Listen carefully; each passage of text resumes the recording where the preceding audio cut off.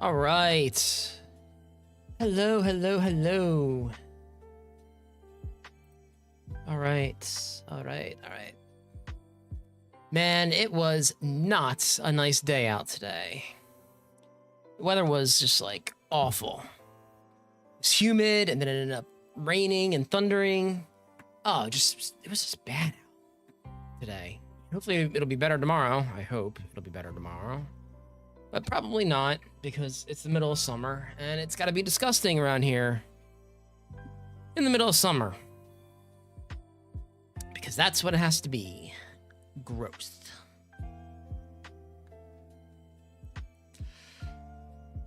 So yeah, ugh.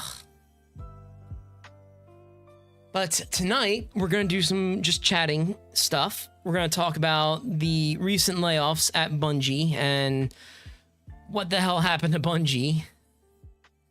Because this is kind of sad, unfortunately, what's happening at this studio. We're going to talk about its CEO, and I'm going to dive in a little bit into Bungie's history, because they actually do have a pretty good history, you know, at least like from my perspective, you know, playing the Halo games and whatnot. Got some tweets I want to read. What the heck?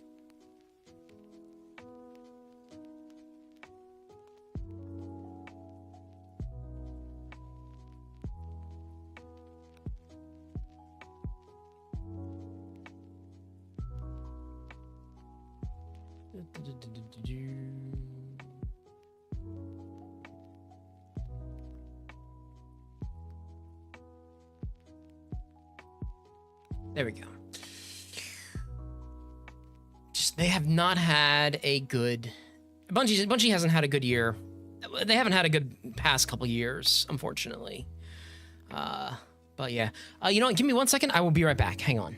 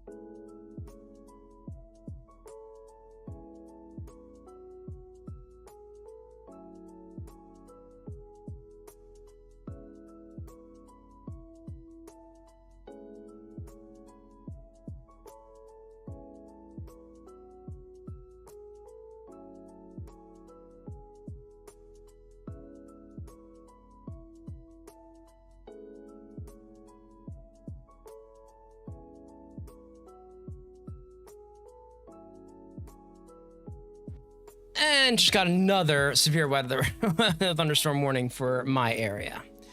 Oh, man, it's gonna be a hell of a night. All right, let's see here. So, okay.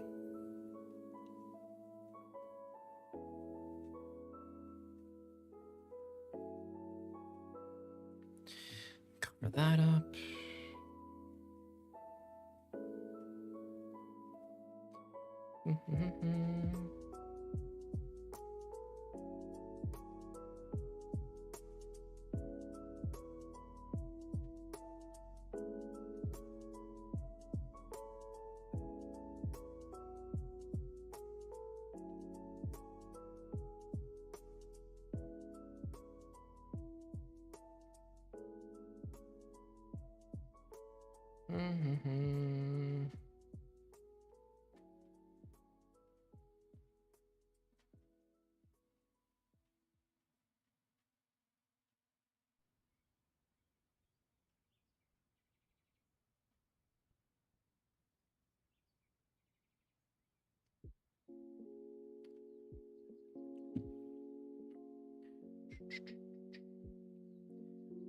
Okay.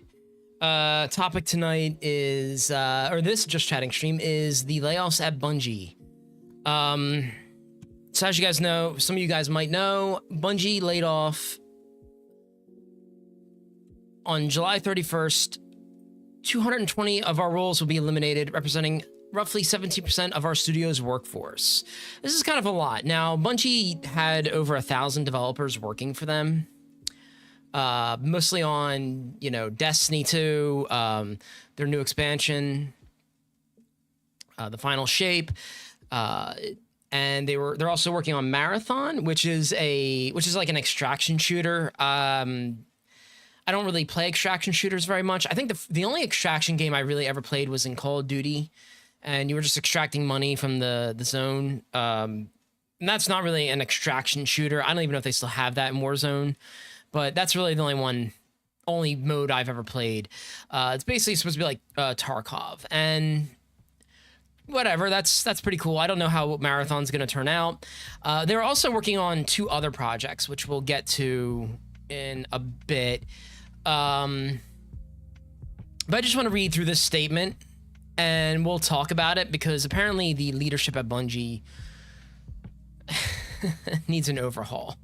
And yeah, I'm going to talk about my experience with Bungie back in the day because I love this developer. Back when they were developing Halo 2 and Halo 3. I want to talk about that, you know. I don't know too much about the development of those games, but I think they also had trouble development. So, all right. So this is from Pete Parsons. He is the CEO of Bungie. And he's under some criticism recently. But let's read this. Okay, so this morning I'm sharing with all of you some of the most difficult changes we've ever had to make as a studio. Due to rising costs of development and industry shifts, as well as enduring economic conditions, it has become clear that we need to make substantial changes to our cost structure and focus development efforts entirely on Destiny and Marathon. Okay, now that's kind of understandable. They are service games, and one thing Bungie has always been good at doing is creating service games. You look at Halo 2, Halo 3, Reach, Destiny, Destiny 2. They've done a very good job of setting like standards for like multiplayer games throughout the years. You know, Destiny was really one of its kind. Yeah, Destiny was really almost one of its kind when it released. I think Warframe probably was also very similar to Destiny around that time. But, you know, Bungie set, you know, a very good standard for, you know, for loot shooters. And it was addicting. I'm not going to lie. It was very addicting. But, you know, Bungie knows how to have an ongoing revenue service for a shooter game or just for video games in general. So them focusing on Destiny and Marathon, that makes a lot of sense. However, so this means that beginning today, 220 of our roles will be eliminated, representing 70% of our studio's workforce. That sucks. And honestly, I hope everyone who was laid off lands on their feet. I hope they get new jobs. It's very tough out there in the gaming industry to get a job right now because everyone's laying people off. And, you know, it's a lot of different issues like growth and or lack of growth. I think a lot of companies thought they were going to grow quicker than they thought. In fact, there might have been some regression due to people, due to the COVID-19 and whatnot. So these actions will affect every level of the company, including most of our executive and senior leader roles. Probably not a bad thing. Today is a difficult and painful day, not for you. Especially for our departing colleagues, all of which have made important and valuable contributions to Bungie.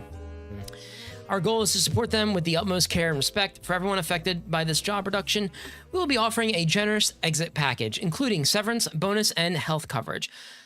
All right, that is pretty good. They're going to get health insurance for maybe 2 or 3 months, I guess, you know, so they can land on their feet. But it could take them a whole nother year to get another job in the gaming industry. You know, with all the layoffs now, you know, I don't know if things have gotten easier for developers. This has been a bad year. This has been a brutal year for game development, unfortunately.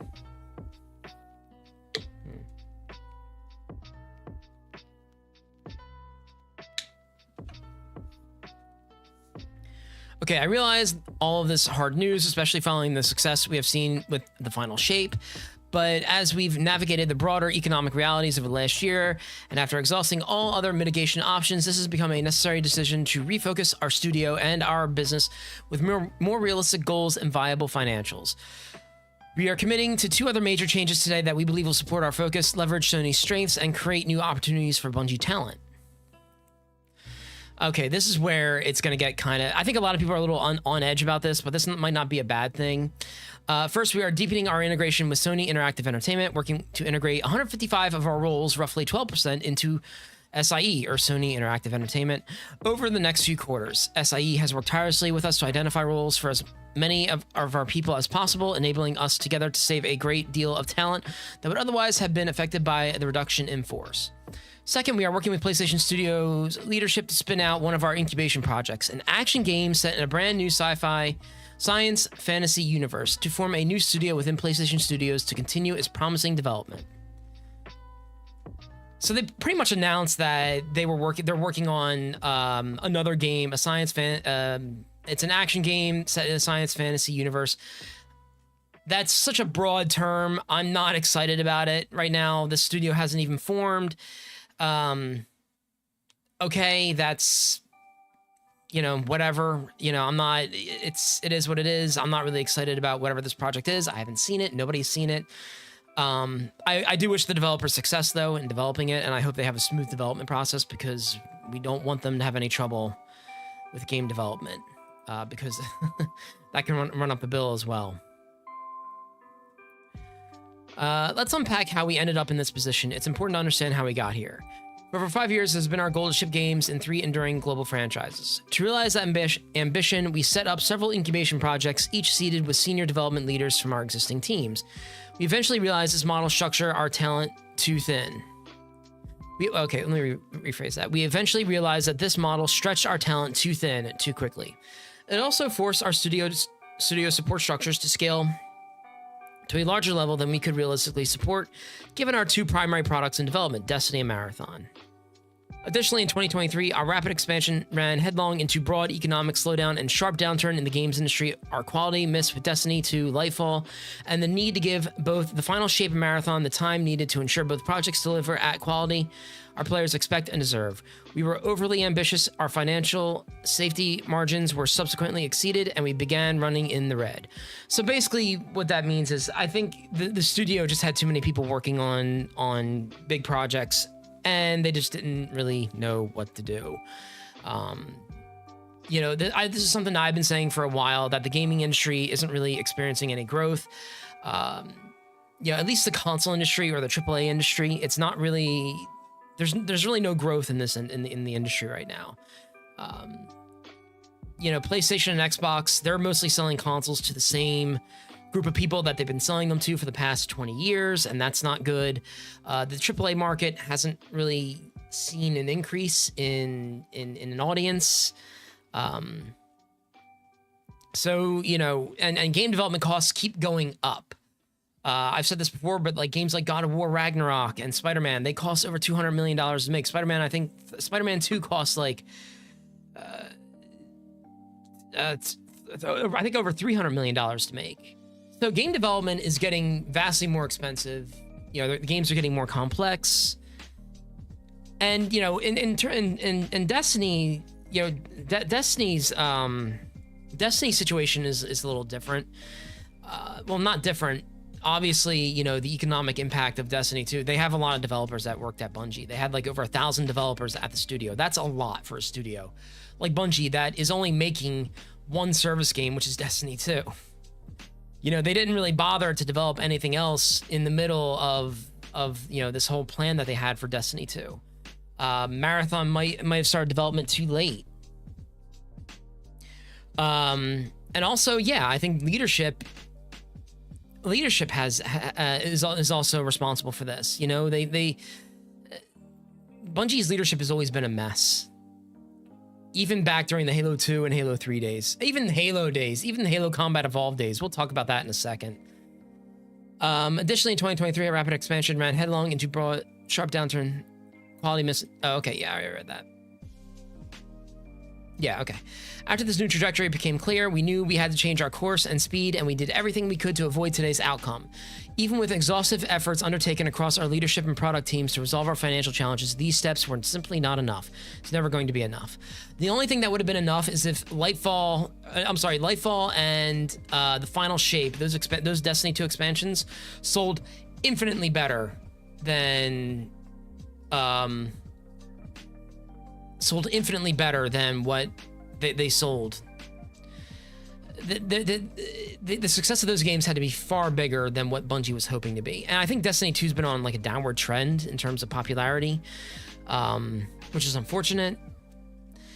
This will be a challenging time at Bungie, and we'll need to help our team navigate these changes in the weeks and months ahead. This will be a hard week, and we know that our team will need time to process, to ask questions, and absorb this news. Today and over the next several weeks, we will host team meetings and town halls, team breakout sessions, and private individual sessions to ensure we are keeping our communication open and transparent. Bungie will continue to make great games. We still have over 850 team members building Destiny and Marathon, and we will continue to build amazing experiences that exceed our players' expectations. There will be a time to talk about our goals and projects, but today is not that day. Today, our focus is on supporting our people. Pete. Oh, yeah. I was watching Loco from Stream Square today. She said, look how he signs this, and maybe she said it. Maybe someone else said it. I don't know. Oh, but look how he signs this with, you know, capital P, you know, Pete. Like, you know, he's relatable. He's one of us. No, he's not. He's the CEO of this company.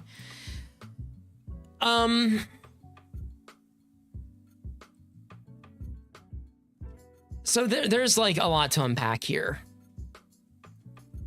And I think the issue is that this Bungie just had too many people working for the studio. Destiny 2 probably wasn't making enough money to support that studio. Having over 1,000 people working out your studio on 2 games, one of which isn't even out yet, it can run up the bill. And, you know, senior leadership is responsible for this probably on some level. I think they are responsible for it. You know, I think Pete Parsons, I think he's also responsible for it as well. I don't know. I don't know what's going to happen to Bungie in the future, but one thing's for certain, they're going to become more integrated. They even said it in here. They're going to become more integrated into SIE, into Sony. And this might not necessarily be a bad thing. Like, you know, we always dread having the big company buy the smaller company. We always dread having that bigger company just absorb the practices of that bigger company. But Sony probably needs to rein in Bungie a little bit here. Bungie has always been a mess of a developer. Always. This is nothing new. Looking back on it in like the Halo days, like Halo Combat Evolved, I think changed what it needed to be, like maybe a year or something like that before the game actually launched. I think it was like originally a third-person shooter. It was like an RTS. You can even go out online on YouTube and find trailers of the original Halo, and it looks similar to what Halo Combat Evolved was turned out to be, but it was not. But it was still a little different. And Halo Combat Evolved really didn't come together till like the last few months of development.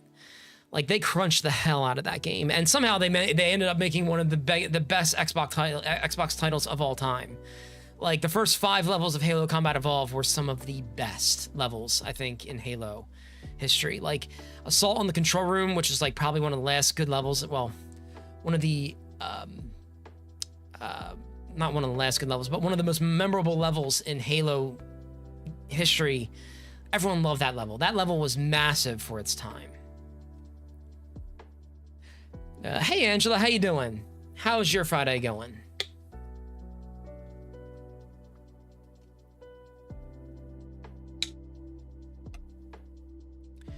And then I remember, Halo 2. Halo 2 had development issues as well. Apparently, I think some said that the game was supposed to be out in 2003, and it got delayed until 2004. I don't know if that was true, but I remember I had an Electronic Gaming Monthly magazine that had Halo 2 on the cover. And I remember Bungie was promising all this stuff, like the Covenant would be, more animalistic or whatever, and they'd be jumping on walls and they'd be leaping around in the environments. None of that was really ever true, at least not from what I remember. And then they also said that the Chief would have like equipment that he could use in fights. Nothing ever came of that. I think that they pushed that back to Halo 3. So Halo 3 had equipment, but Bungie was overpromising on Halo 2. At least in that EGM article I read. I remember playing through Halo 2. I'm like, man, none of that stuff made it into the game. That's unfortunate. And they kept the Halo 2 single player campaign under wraps until like 2 weeks before the game launched. So I was expecting something bigger and significantly better, but it turned out to be good. Not great, not like Halo Combat Evolved, but good, Angela, good. A little tired. Weather was a little disgusting today. It was humid and rainy and hot. Ugh, it's gross.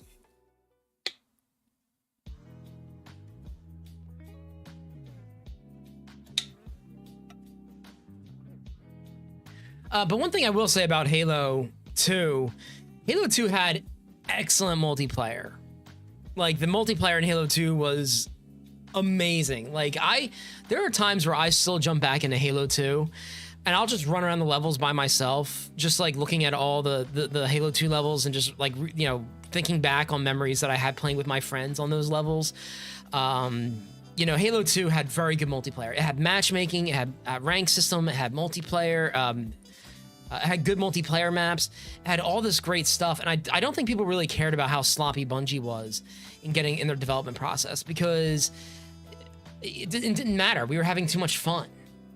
And I remember levels like Burial Mounds. There was a Warthog there. You could just jump in the Warthog and drive around, and in a Team Slayer game, and you could just mess around. And there were Lockdown. I think it was Lockdown. That map has gone through so many revisions over the years. There was Zanzibar Land. Oh my God, Zanzibar was incredible. Like one flag capture. Then they had DLC maps like Terminal. I think Terminal was a DLC map, and the trains would run through the station, and then they had an attic that you could spawn up into. There was a lot of great things about Halo 2. Max Hoberman developed the Halo 2 maps, or he was one of the designers on the Halo 2 maps. I think one of the rules he said was that every map had to be built with like Slayer in mind, and then an objective game type, like one flag capture or bomb or something like that. And yeah, those maps were really good. And it was just, Halo 2 was just such a good time for Bungie. It was like, it was an amazing game. At least in terms of multiplayer. And I think I played that game. It wasn't the only game I played for 3 years straight, but it was a game I consistently played until 2007 when Halo 3 came out. And Halo 3 was also pretty good. It was nothing. I don't think there's ever been a game as big as Halo 3, at least in terms of like hype. Like back then, it was like, the big thing was like finish the fight. And it was a pretty epic game. I enjoyed Halo 3. Some of the single player maps in that game, or the single player levels, weren't that great, to tell you the truth. But again, it was the multiplayer that really skyrocketed Bungie again. Now the maps weren't as good as Halo 2, but they were still fun to play on. Like, it was still, I think this is kind of where Modern Warfare 2 started to take over. But Halo 3 was still pretty good. It was very good, and I do miss the Halo 2, Halo 3 days. I miss playing those games with my friend. He would text me at like midnight with just like the words Halo, and we would hop on board Halo. And we would jump on Halo and play for like till like 2 a.m. in the morning, and we would just play Team Slayer, Team Objective, Team Doubles, and it was fun. And I had a lot of fun, playing Halo. Now this is kind of me reliving the old, glory days of Halo, which sounds like, people are gonna make fun of me for that, but it's true. And this was like Bungie at their peak. They were doing really well. And then they kind of broke off from Microsoft and they started developing Destiny. And they did so with Activision. And it was weird that they wanted to break off from Microsoft because they wanted to break away from, like, you know, Big Brother Microsoft or whatever, and be free to do what they wanted. The problem with that was that they're now under Activision's reign, and they had to listen to Activision, and eventually they didn't like that, and they had trouble development with Destiny, and they had trouble getting expansions out and developing content for the game, and they had some trouble with Activision for a bit, and then they broke off from Activision, and they were celebrating that, and for a while they were independent, and they were doing okay, I guess, but, you know, Destiny was on the decline for a while, for a bit, and then Sony bought them. Now, some people in the industry speculated that Microsoft, you know, they were also negotiating with Microsoft. They wanted to be bought out by Microsoft because I think Microsoft maybe would have offered them more freedom, or, you know, they had history with Microsoft. That's probably why. You know, Microsoft was probably more open to them being a multi-platform developer, which they need to be nowadays, which you need to be nowadays. Even PlayStation needs to be a multi-platform developer.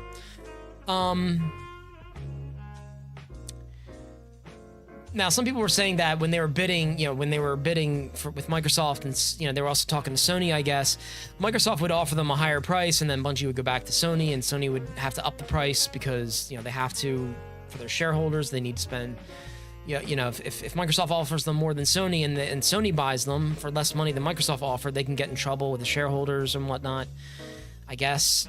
So Microsoft probably upped the price. So Sony ended up spending like $3.5 billion on Bungie, which does not make sense at all because Bungie doesn't really even make that much money to begin with. Let's see. Was it $3.5 billion? How much?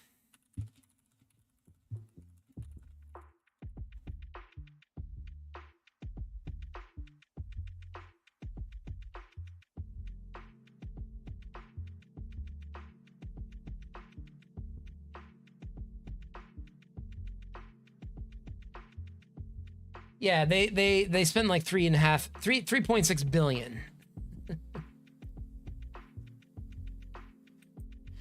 Which doesn't make any sense because, you know, Bungie doesn't really even bring in a lot of money to begin with. Especially, you know, Destiny 2 was on the decline during this time. And I have no idea how P. Parsons, you know, talked them into this, or the shareholders talked them into spending this much money, but it's a lot of money. And that's just a ridiculous amount of money when you think about it. So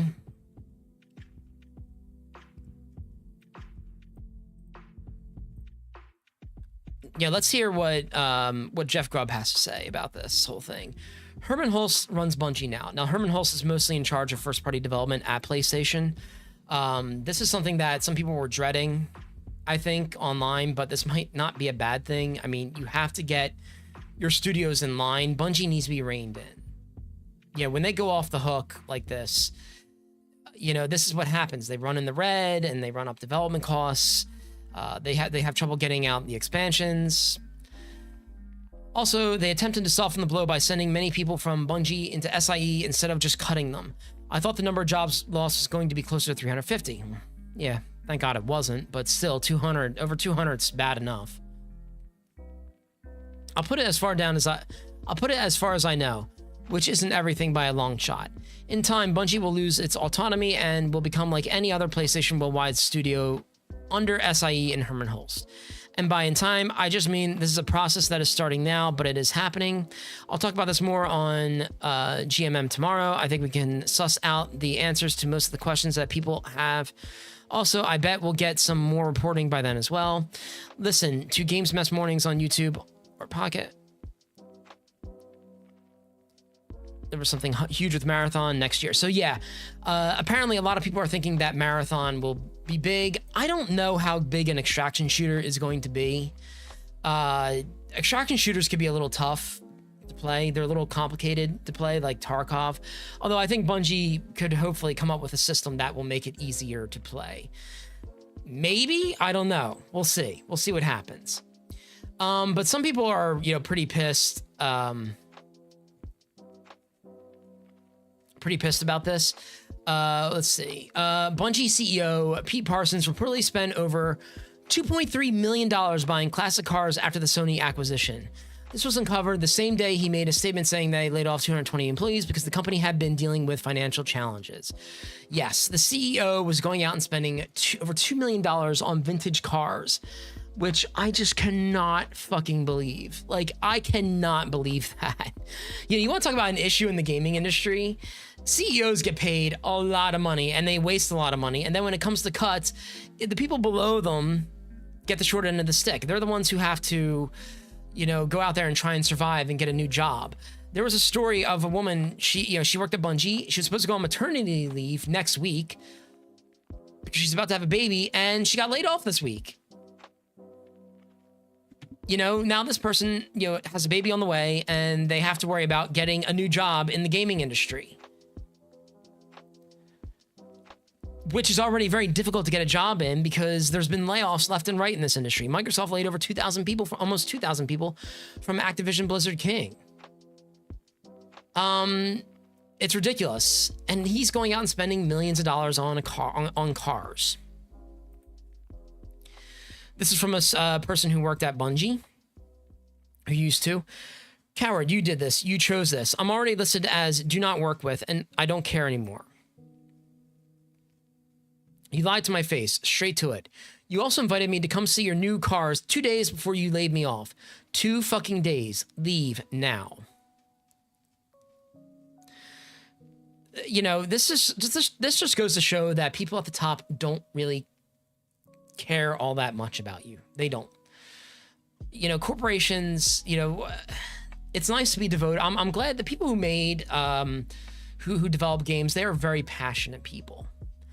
They really are. The passion is there, but game development, video game development, at least that industry, these jobs can be very volatile, and they're not treated very well at all. And I think that's why people aren't getting involved in game development, because this industry is so volatile to the people who actually work in the industry and who develop these games day in and day out. They're the ones who are getting laid off and getting their jobs cut because, a game made money, but it didn't make that much money to make shareholders happy. Sure, they're making profit, but they're not making that much profit where, they can sustain the studio. And this isn't entirely, their fault. I do think a lot of developers, they might overhire sometimes, or, well, not overhire, but they hire a lot of people. And I think maybe it's just too much for them to handle. I really don't know.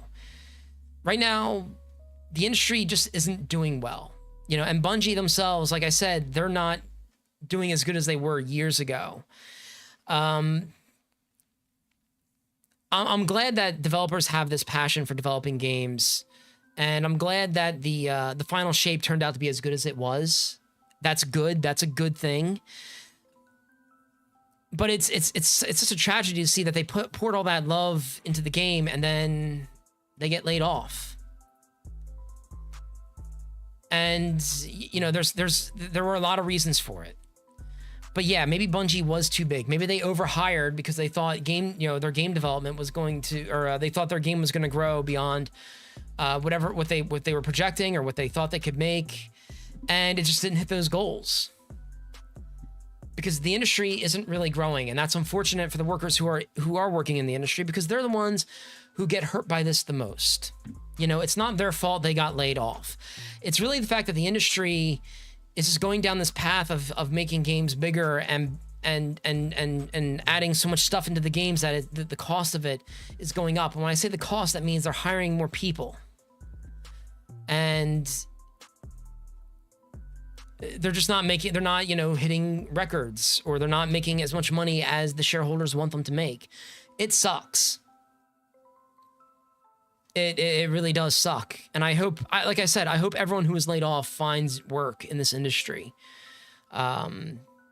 It's been a very painful year for game development. And I feel really bad for people who work in this industry, who pour all this passion into it, and they don't have a place to work. They can't put food on the table. Pete Parsons doesn't have to worry about putting food on the table. He's going out and spending millions of dollars on on vintage cars that he's probably never going to drive. You know?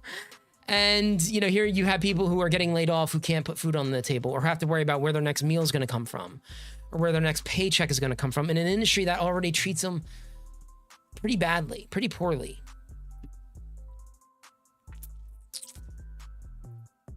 And I hate it. To tell you the truth, I hate it. And I wish, you know, I wish developers would get treated better, you know, than they do. Than they already do. And the thing is, Bungie is going to change now. Bungie's going to be a different developer now. I mean, they were already a different developer since the Halo 2 days or in the Halo 3 days. And that's fine. You know, they had to evolve into something else, you know, for Destiny. And I think Destiny has had good success. But Destiny itself, especially Destiny 2, is such a big, complex game. They added so many mechanics to the game and just so much smaller stuff that it's like, you know, just jumping in it now, it's way too complex. You know, we were talking about this in the Streamer Square Discord. I think maybe Dylan brought it up, but there are some games out there that are just have so many mechanics that you just don't want to get involved in, like World of Warcraft and, you know, maybe even Warframe to some extent. And I think Warframe is very good. Warframe is the developers behind Warframe have done a very good job with their game. They give the fans what they want, but still, even then, I remember I was playing that game and I'm like, they've added so much stuff since I started playing this years ago that I don't know if I can keep up. And this goes especially for Destiny 2. I'll jump in Destiny 2 today and I'm like, what the hell's going on? You know, and sometimes these games get too big and ambitious for their own good, and I think that just turns players off. You just can't jump into a game and enjoy it anymore. Especially a game like Destiny. It just gets too complex. You know, that was the nice thing about Halo 2 and Halo 3. You could jump in at any point and, you know, play a multiplayer game or jump into a custom game with your friends and you're having a good time. And these days, I feel like some games just require so much time and energy.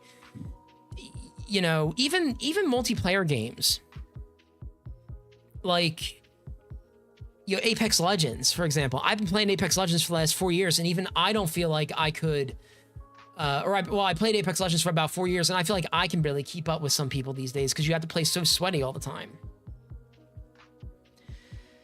Or maybe that's just me getting older. Maybe that's just me getting older and I don't have enough time. Probably that. Which probably explains why I decided to be a variety streamer, so I can just sit down and play games I enjoy. Mostly single player games, but you know, yeah, but I think a lot of other people do feel that way. I remember I wanted to play Final Fantasy 14, I think. I wanted to give Final Fantasy 14 a try. And I remember reading up on how to craft in the game. And I was just like, oh my God, I wanted to rip my hair out because the process to craft something in the game sounded so complex. I'm like, I don't think I have any interest in doing this. And I think some games are just getting too big. They're getting too complex nowadays for their own good.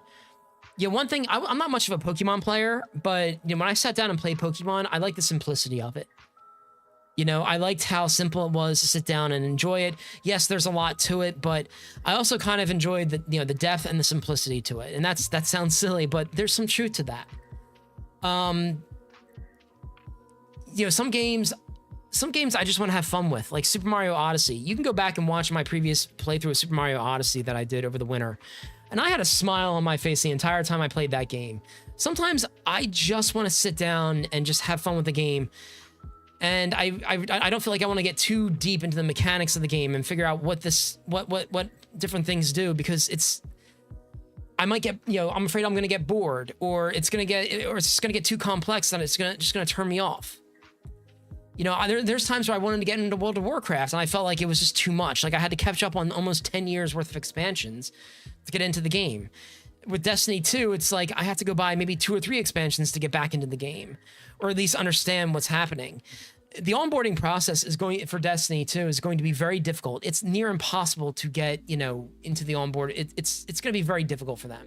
Probably not impossible, but onboarding new players into Destiny 2 is going to be extraordinarily difficult. I hope they can figure out a system to make that work. Yeah, World of Warcraft, credit where credit is due. I did hear that they are very good at getting people onboarded a little bit quicker. Final Fantasy 14, I think, is a bit more difficult because it's so story focused, which is not a bad thing. I think that's very good. Final Fantasy is very story focused, and that's a very good thing. But the fact is that, you know, starting from the beginning of the story to the end, I think it's very important. It's very important for players to start from, you know, beginning to end in that story, and it's very hard for them to change the onboarding process. Because apparently once you get past a certain point in Final Fantasy 14, people love the game, which is good. But I don't know what the future is going to hold for Bungie and Destiny. You know, they really have to make this game appeal to a more casual player base, and they have to support Marathon, and they have to find a way to make money now that they're under Sony Interactive Entertainment. They're losing their autonomy, so they have to find out a way to make more money. It's going to be very interesting to see where Bungie is going to end up in the next couple years. I think they're still going to be a multi-platform developer. I think they'd be stupid to not be a multi-platform developer. I don't know if their games are going to come to Xbox. But they're definitely going to come to PC and PlayStation. They'd be stupid not to put them on PC and PlayStation, or on PC, because of how the industry is these days. Again, to reiterate, game development costs have gone up because salaries have gone up, and the cost of living has gone up where those developers live. And that in turn means that, you know, the more people they have to pay, the bigger salaries they have to pay, game development costs are rising. And, you know, developers are something's gonna have to change in the industry. And I don't know what it is. Yeah, but this has been a theme throughout the gaming industry for the last year or so. We've been hearing about, you know, rising dev costs, and there's no growth in the industry. And unfortunately, the people at the bottom are the ones suffering for this. Sony and Microsoft should have found a way a long time ago to sell their consoles to more people. They should have found a better way to open up their, you know, to sell hundreds of millions of more consoles than just to sell it to the same 130 million people that they do every console generation, or 180 million. And they haven't. And, you know, PC is a different ecosystem, you know, but it's still growing. So there's some nuance there. Hey, the dude, how you doing?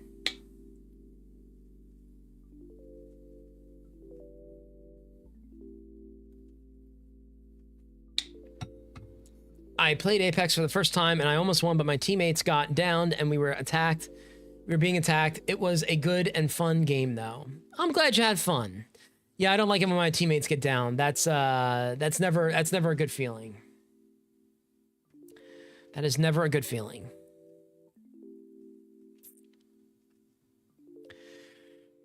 But yeah, anyway.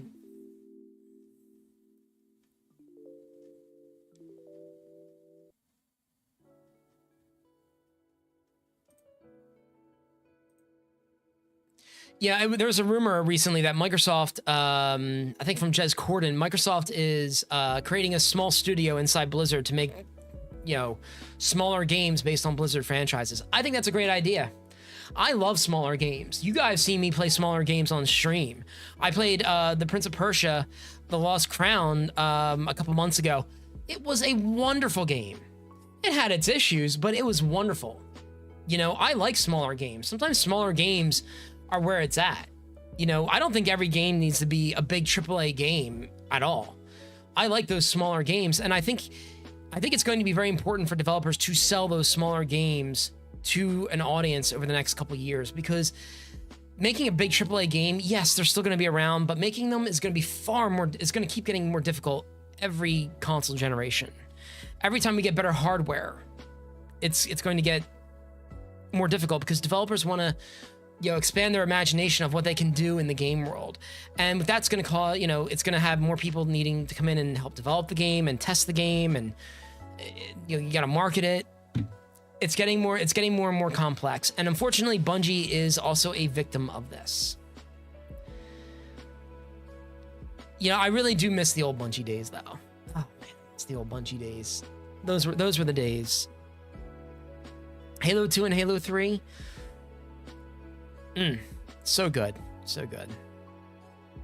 But yeah, that's all I wanted to talk about. I wanted to talk about the the layoffs at Bungie. Again, I hope everyone who was laid off, I hope they land on their feet soon. I'm hoping the industry gets back on a path towards a little bit of growth so everyone can get, you know, a job in the industry. I hope new studios form from this, and I hope we see, you know, more innovative titles, even if they're smaller indie games, or maybe even, you know, games that are just below, you know, AA games or whatever. I don't care.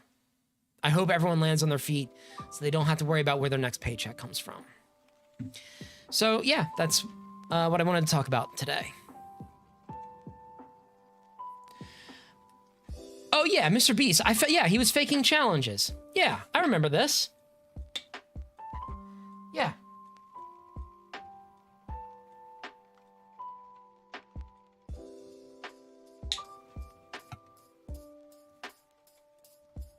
Summarize the new stuff. $1 Hitman versus $1 million Hitman. Is that a video that he has?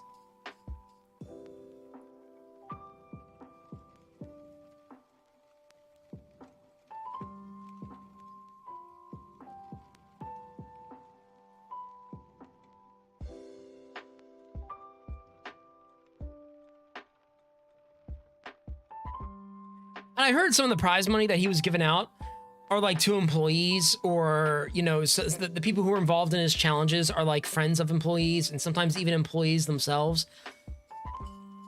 Like, apparently, you know, he's doing a lot of weird stuff, yeah, with his challenges and shit. Yeah, I heard about this. It's pretty bad. I mean, I thought most people knew, but that's what it came off like. Most of it's fake. I figured most of it was fake. Pegasus, let me see. Okay, let me see. Let's go. Let me see.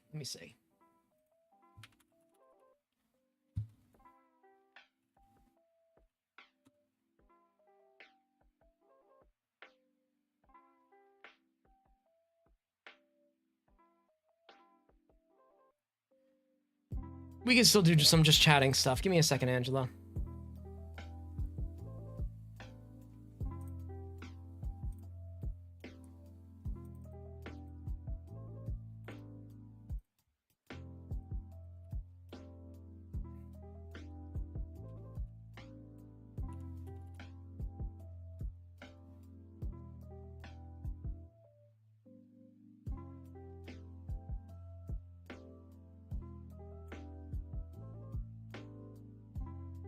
Angela, are these the videos that you're talking about? More Pegasus?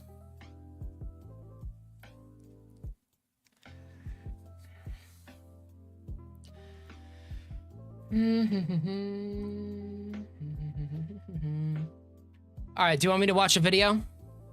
We can keep doing just chatting stuff. I think this might be interesting to watch.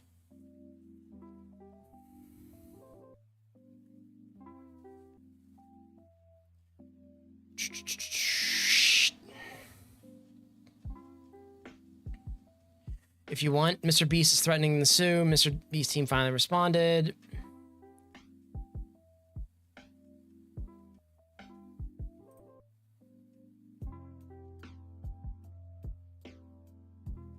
Can you hear that? I don't think you can hear that.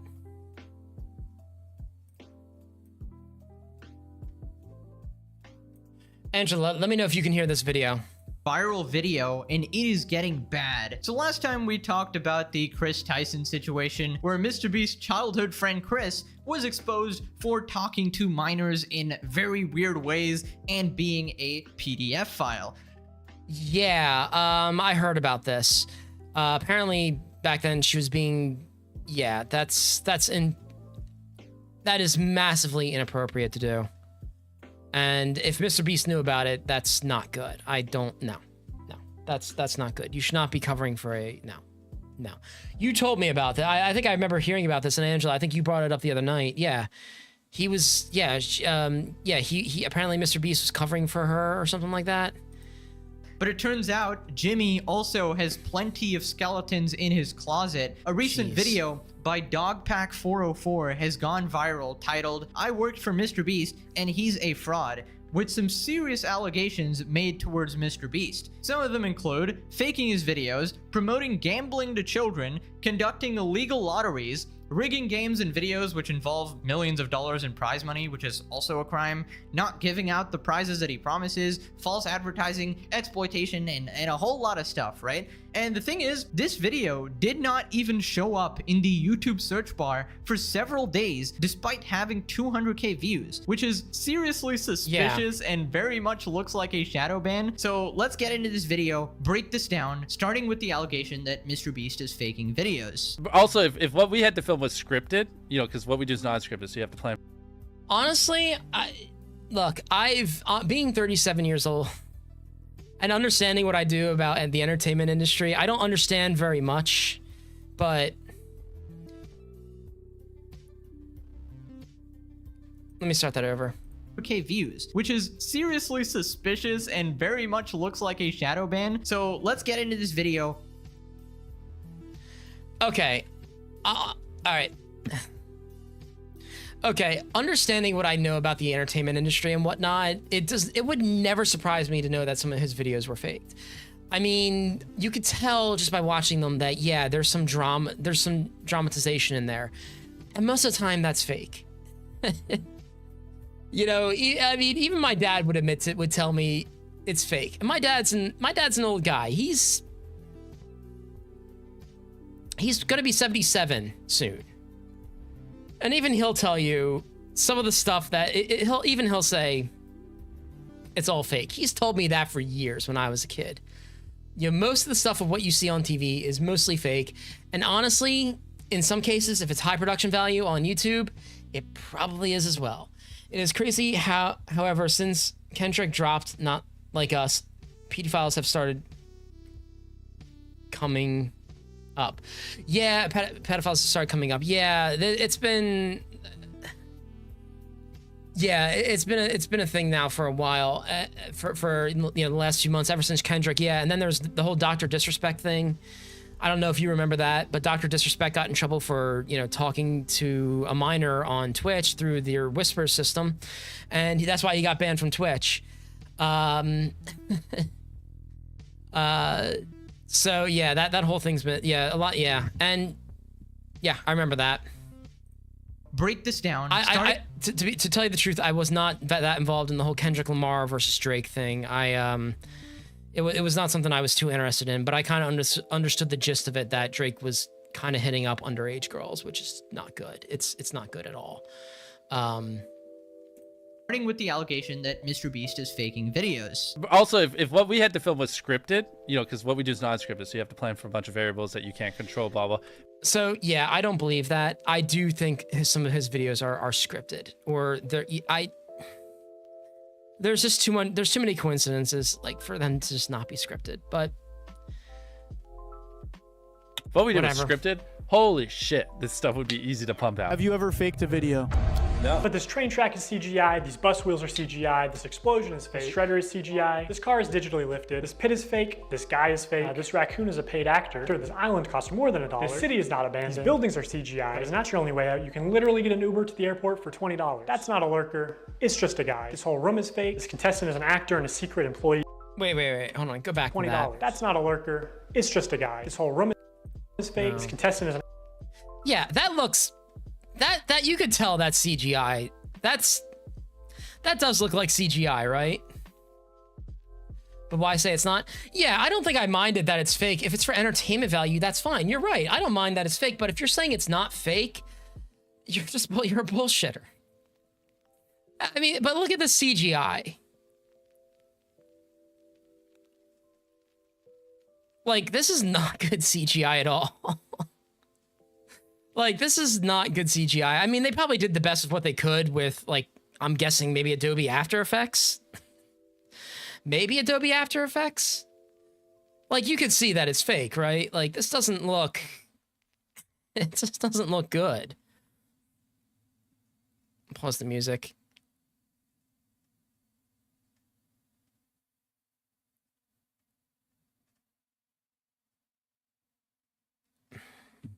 I don't know. Yeah, this just looks, this just does not look good to me.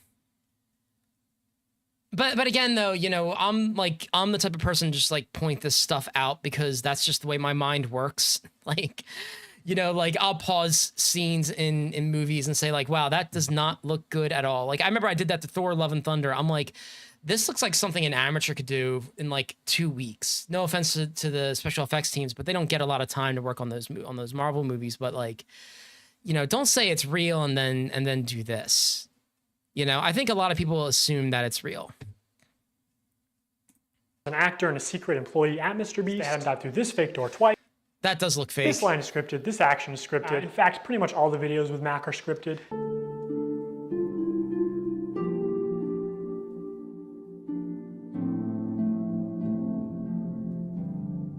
I don't know what's going on here. You did it! Yeah! What we did was scripted. Holy shit, this stuff would be easy to pump out. Okay, so that was a really quick montage of stuff that Mr. Beast is fake, and I think it's pretty obvious to most adults watching. Yeah, that explosion Montage of stuff fake. that Let's go Mr. back Beast to is that. fake, and I think it's pretty obvious to most. Yeah, I mean that just looks. This just looks bad. It's not. But again, I don't know what his production value is. But yeah, it's not. None of it's real. But if he says it's that it is real, that is a problem. But anyone can tell it's. Most people can tell it's fake. Or at least you should be able to. But again, maybe not everyone's mind works like that. Like my mind is a little bit weird pointing this stuff out. You know, I play video games, and you know, I just have, you know, I look into the entertainment industry in a different way. So, yeah, and this is also coming from, and I also have done stuff in. I haven't really done much in After Effects, but I understand, you know, what that process is and what that process looks like. You know, so yeah, like anyone can tell you. With a decent design, with a decent background in graphic design and whatnot, yeah, this isn't real. But I assume most people, at least adults, felt like it wasn't real.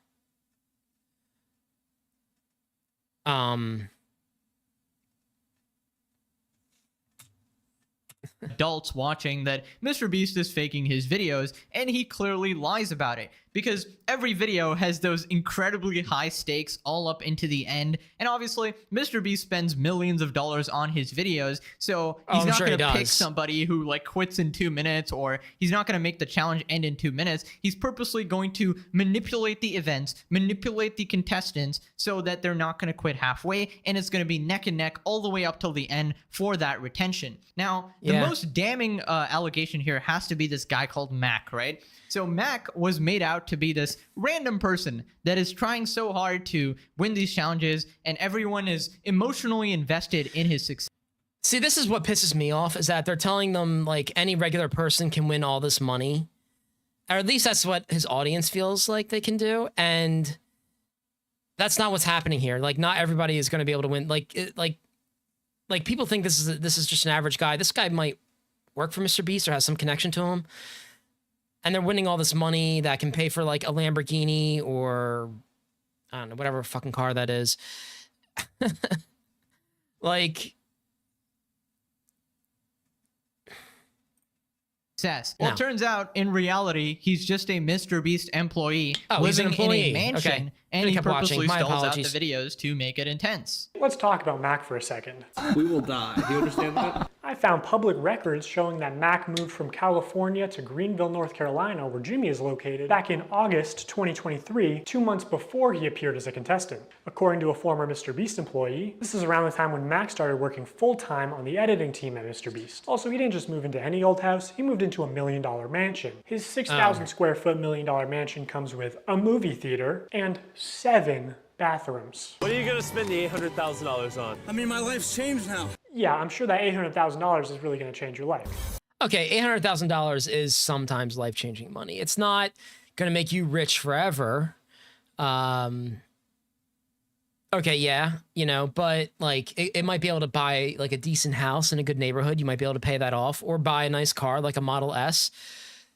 I would not buy a Tesla, because no, I would not buy a Tesla for $100,000. I wouldn't buy a Tesla for $50,000.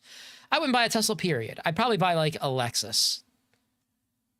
I don't know. I work from home, so I wouldn't be spending all that money on a car. I'd probably buy a house with a good and you know, maybe like refurbish it with like a nice office, and then like just save the rest of the money.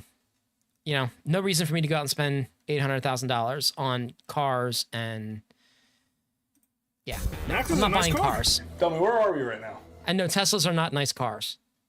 They're not great. We're in the place that we drove to a few minutes ago. Mac, let's cut the shit here. What have you been doing for like the last year? A lot of family stuff. What kind of family stuff? Just like you know, playing catch with my dad. You know. For a year? How do you make money?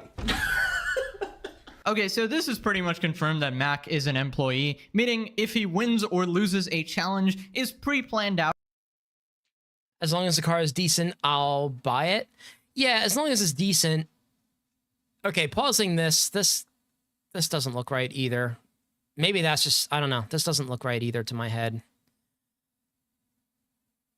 Yeah, something looks off with this. Yeah, maybe it is CG. Yeah, something looks off with this scene. I don't know if it's CG. I don't know. Maybe it's just my mind, but yeah. But anyway, yeah, as long as the car is decent. I have a Mazda 3. I love my Mazda 3. I don't need anything better than a Mazda 3. Maybe a Mazda CX-5 or a CX-30. But I'm not going to go out and spend too much money on a car because I don't drive. I mean, I do drive, but the furthest I ever go is like 2 hours to the Jersey Shore. And that's it. Like, I don't need a Tesla to do that. I'd buy a hybrid, though, but I wouldn't buy a Tesla. I was watching a little bit of this, but I didn't watch... Oh, this is Asmongold. I didn't watch Asmongold's show. No. By Mr. Beast. And Mr. Beast is artificially introducing these stakes in the video, and you might be saying, oh well, he's doing it for entertainment, to entertain the viewer. Who actually cares? Well, then you shouldn't be saying that your videos aren't fake because you're lying to your audience. And this leads to several other ethical issues, because when you introduce contestants that you aren't paying, right? And you get together sort of random people or YouTubers who are not part of your bullshit pre-decided scheme, then they are actually getting tricked because they're going into these challenges thinking they can actually win $1 million, but they can't because you're controlling everything behind the scenes and the odds are not fair and are heavily stacked in the favor of one of your friends or one of your employees and shit like that. And yeah. Yeah, I don't know if that's illegal. Because, you know, if they're doing it behind the scenes, they might also be in on it. There was a company about probably over a year ago, maybe like 2 years ago. It was called, oh my God, it's thundering out. That was loud. I really hope. Oh God. Anyway, there was a company a couple years ago. I can't remember the name of the company.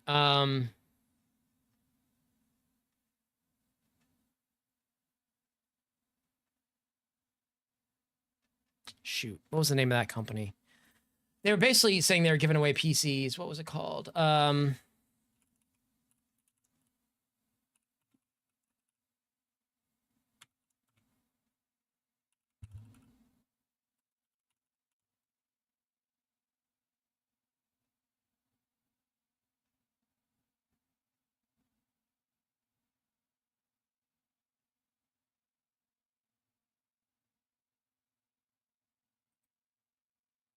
This has to be it. Hang on. I'm trying to find the name of this company, though, but like...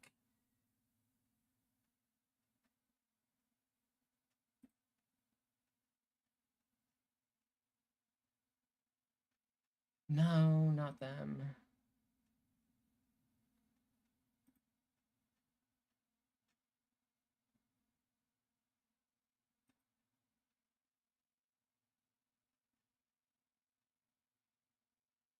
Artesian builds. That's it. Artesian builds. He's just staring menacingly. I know, right?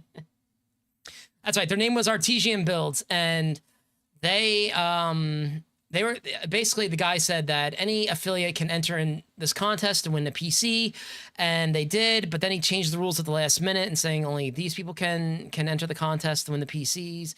Or people who made the money or something like that. I don't know what he changed the rules. That's illegal. But as long as like he didn't like publicly say like people can join these competitions to win money, you know, I don't think that's illegal. I think I think it's scummy, you know, to make it seem like your average person can sign up for these competitions, but I don't think it's illegal. because he's not giving away for average people to sign up for these, at least not to my knowledge. So that's obviously messed up. Now, Dogpack goes on to show MrBeast even fakes his own challenges, like, you know, being stranded at sea. During this time lapse on the 4th day of 7 days stranded at sea, you can clearly see there's no one in the shelter. These are their empty beds. But after a hard cut, magically 5 people are awake, and 2 of the boys have bright yellow raincoats that they didn't have when it rained on day 2. And after standing the whole night, yeah, that looks fake as fuck. You didn't spend the night soaked, Jimmy. You slept on the production yacht. It's ironic because this is one of the videos where they claim that they don't fake things. But no, we have to be the real channel that doesn't fake things. In this video, this wink was added in post. In fact, 58 was actually on the far opposite side of the re-roll. I remember that. Oh, and there's the re-roll. Yeah, Lloyd, you know exactly what I'm talking about. You know exactly what I'm talking about. That guy was like a knockoff of what's his name? Star-Lord from Guardians of the Galaxy. Oh, I saw your comment on YouTube, by the way. Thank you. I appreciate that. I should put chapters in my YouTube videos. But yeah, anyway, I remember that. There's the re-roll. Oh my God, that guy's another one of them. I was just talking about Pete Parsons spending money on cars. That guy, the Star-Lord knockoff, he was spending money on BMWs and shit. And he just wanted to be, you know, work with big streamers like Nick Merckx and whatnot. It's like, you know, these CEOs, fucking CEOs, man, I swear to God. I can't stand CEOs. And you just didn't hear it. This whole revenge storyline was added in post. Multiple shots show how timers are edited in post. Timers are edited in post. Timers are edited in post. They also manipulated contestants' audio in post. We got 15 minutes. In general, if anything happens last second, it's fake. Or if you can hear someone's voice but can't see their mouth, the audio could easily be added in post. I literally think I'm gonna kill. Okay, so this is pretty good evidence that he's found. And honestly, I'm okay with the CGI and stuff. I understand you need that for visuals, but making people say things that they didn't say, that is just completely fake. And, you know, editing timers and stuff, I mean, you can do that or whatever if it's a TV show and stuff, but don't say it's real then. And faking your own challenges is obviously just pathetic because, you know, when MrBeast would supposedly spend 24 hours or 72 hours buried underground or whatever, I had a little hope in my heart that, okay, at least those are real, right? And MrBeast was so insistent that they were all real, but I remember in the back of my head, I was like, oh, MrBeast is such a busy person, such a CEO, hyper optimizing everything, and he's gonna spend 3 days buried underground or some stupid shit. So obviously I was right there, and these No, I would never be able to do that. I could never spend 3 days underground. If it's like that, I would get claustrophobia. I would get so claustrophobic, I would have a panic attack. I would legitimately have a panic attack. There was a movie out there, I can't remember the name of it, but it was with the guy who starred in 24 and Jeff Bridges, and Jeff Bridges' character apparently buried the guy alive in a coffin underground. That gives me like, I can't. I think it's Jeff Bridges, but I can't think about that. Like, I legitimately cannot think about that scene in the movie because it just makes me have a panic attack. Just being underground in an enclosed space, I would freak out. Like, I'm getting like worked up just thinking about that. I cannot do that. I mean, if MrBeast actually did that, good for him, but I doubt he did it. Like, challenges aren't real. He's probably just, you know, filming that part, instantly getting out, chilling outside or whatever. But I'm surprised that everybody has gone. Maybe he's been in like a bigger structure or something like that. If he did, that's fine. But like, I can't. I get on with it. Like, all these friends and all these employees, not one person had a peep out of them. Maybe he's making them sign NDAs or whatever, but I'm surprised it actually took this long. And I knew he'd be exposed by somebody close to him, like a former employee. But yeah, man, this is the downfall of MrBeast starting right now. I mean, it's not like he's ever rigged the results of a challenge. That would be impossible because he films with hundreds of random subscribers, right? Wrong. Let's look at this video. Not only were the results of this video completely scripted, but the contestants. Bro, if it's in midair, my brain is automatically thinking I'm gonna fall, crash, or jump. Yeah, that would drive me nuts. I don't think I could do that either. I don't have a fear of heights as much because I've been on, I love roller coasters, so fear of heights doesn't really get me nervous unless like I'm in a situation where I do feel like I'm gonna fall. But like, no, underground stuff, no, I can't. No, I can't. are not random subscribers. So many people had jobs. Oh, that contestant had to get out for her job? I guess you forgot she's your hiring manager. I actually recognize a lot of people in this video, including Jimmy's own girlfriend. So yeah, the random subscribers you see in challenges are actually never random. They're almost always local to Mr. Beast, and oftentimes friends and family of Mr. Beast employees, or just the employees themselves. And when they do pull someone from outside of North Carolina, it's usually somebody who's in the industry, who's camera trained, who has built a following.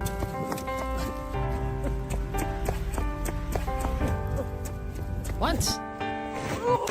What the What's heck? even worse is that the results of this video were completely scripted. According to a former Mr. Beast employee, it would have been a PR problem if the boys had won by a lot. And because so many of the female contestants were Mr. Beast employees who got out immediately, production stepped in to actually make the results of the challenge closer. You can actually see some of this happen on camera, like when Jimmy pays one of the boys $10,000 to leave, which is twice as much as the actual prize money. All right, so essentially everything is fabricated. See, the problem here is that this stuff is borderline illegal. Because, you know, what if I'm one of the contestants that actually wasn't bought and paid for, right? I imagine at least one out of these 100 person is like an actual real person here.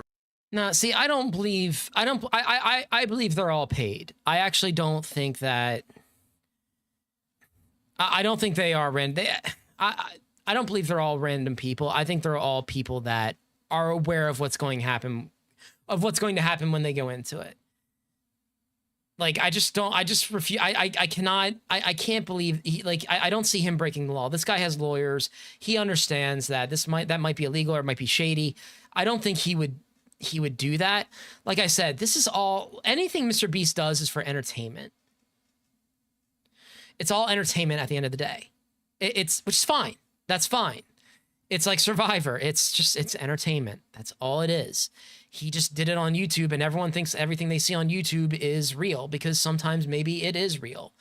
You know, there's the guy who does sets those traps for those porch pirates where they steal a package, and they open up the package and it shoots glitter everywhere, and it lays out it sprays out this smell. That's probably real. You know, we're so used to thinking that stuff on YouTube is real. And, I think it's getting very difficult for parents these days to tell their kids, no, not everything you see on YouTube is real. I grew up in the 90s. So anytime I saw something on TV, even if it was real, my dad would always reinforce the idea that it was fake. Just constantly reinforcing the idea, well, don't believe what you see on TV all the time. And I think that needs to be said for some stuff on YouTube these days. You know, like, we have to start telling kids, hey, not everything you see on YouTube is real. Not everything you see on TikTok is real. I follow people on TikTok. I follow a couple on TikTok where they constantly play pranks on each other, and they're really inappropriate pranks. And I know they're not real. They obviously script this shit before they do it, because, some of the stuff they do is ridiculous. And so you have to sit down and tell kids that not everything you see on YouTube or TikTok is real. Yes, there are some moments of like live streaming. Like Jack Dorsey, some of the stuff he does is real, but the stuff he does is inappropriate and you shouldn't behave like that. But there is stuff out there that is just not real. And we have to say on TikTok, YouTube, Instagram, or YouTube Shorts, doesn't matter where. I think parents need to start reinforcing the idea for internet videos. Hey, this isn't real. This didn't really happen. This is just fake. It's just for entertainment. Just to tell the kids, like, yes, it's entertaining, but it's not real. Because I had that problem when I was younger. I was always talking about, like, Godzilla and RoboCop, like, yeah, these are real things that are happening. That, at least I knew it was all fake, but I would talk about, like, how cool it is to see that stuff. And my dad's like, just so you know, none of that's like real life. That's not how real life works. He wouldn't sit down and have a deep conversation with me. He would just sit down and say, but it's not real. So that's something that I think parents need to start looking at what their kids are watching and say, hey, this is all kind of scripted. It's fun for you to watch. I get it, but it's not real. Right? And not just friends and family. So what if I'm here spending 3 days and nights here trying to win some money and I'm taking a break from work or whatever, and then I get eliminated and I'm like, oh, and how old were you when you thought that? regarding inhumane and rigged conditions during Beast games. Mr. Beast's new Amazon show. We'll talk about next video, possibly, allegedly. Okay, so see, this is a problem. If they did come onto the set and say, first off, inhumane treatment, that doesn't surprise me. In the entertainment industry, some people in the entertainment industry are very volatile to people who work on the sets of those things. That wouldn't surprise me if there were mean people out there. And that sometimes happens in the entertainment industry. We read about that all the time. That's nothing new. But if they're rigged conditions during the Beast games, like Mr. Beast actually said, yes, you can win this, but then he rigs it, I think that's a huge problem. I really do think that's a huge problem.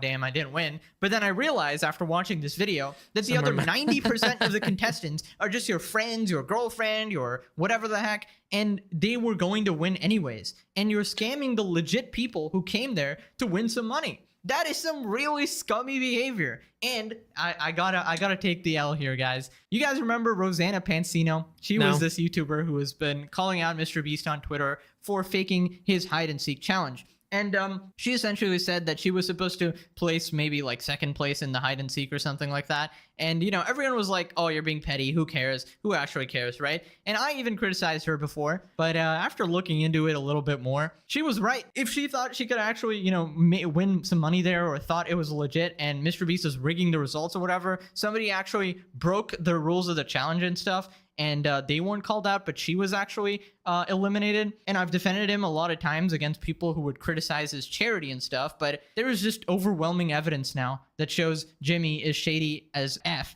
So I'm gonna apologize. I'm sorry, Rosanna. But anyways, moving on to... Yeah, so... I really like to know. It seems like there's still some gray area of what's actually happening behind the scenes here. Like, he's saying that she's saying that it was rigged, or that she's supposed to come in second place. Yeah, if that's what he's telling her beforehand, and she knows she can't win, I can see it's fake, and I can understand people being upset about that. But if she actually thought she has a chance of winning, and she doesn't win, or she gets called out on it, or something happens to her on set or whatever, I don't know, that's pretty shitty as well. 10 minutes, his room will explode. Please don't do that. Mr. Beast's real-time video, which I knew. But see, like, that was the instant one where... I don't believe YouTube videos like that are real either. Like, in 10 minutes, this room will explode. He wouldn't really risk somebody's life doing that. I don't think he's that stupid. Again, he has a lot of money. He has lawyers. He has a production team. I don't think Mr. Beast is that stupid. Where I was texting people like, to put people in danger like that with a bomb in the room or whatever. I don't think he's that stupid. Fake. Like, there's no way. This is a real-time video, meaning that time elapses the same in the video as it does in real life. Now, immediately, the intro is sped up, and the timer is clearly added in post, and he clearly touches the laser here, but whatever, let's assume that it's all real time. When he reaches the bottom floor, he has to turn these water valves. Now you can tell that these valves aren't actually connected to anything because the water flows out in an instant, and it happens when he's not even touching the valve. The contestant also goes back to the first valve unaware that anything had happened, and he's still able to spin it. So the valve seems to spin freely and isn't actually connected to the flow of water. So you could assume that producers might be off camera with remote switches to trigger the flow of water. Yeah, that would make sense. This, the producers might know how long it takes for the water to clear out of the room, so they could sort of decide on the fly how many turns of the valve it takes, or just when to trigger the water in general to make the results that makes sense. But in traditional media, this kind of rigging is actually completely illegal. On any kind of a game show where there is a prize, you have to have somebody that ensures that it's fair. They are out there essentially to make sure that we don't do something that would favor one player or one tribe. So yeah, that's probably true. Like, I'm sure shows like Jeopardy or Wheel of Fortune probably have somebody on there like that. I'm sure they do.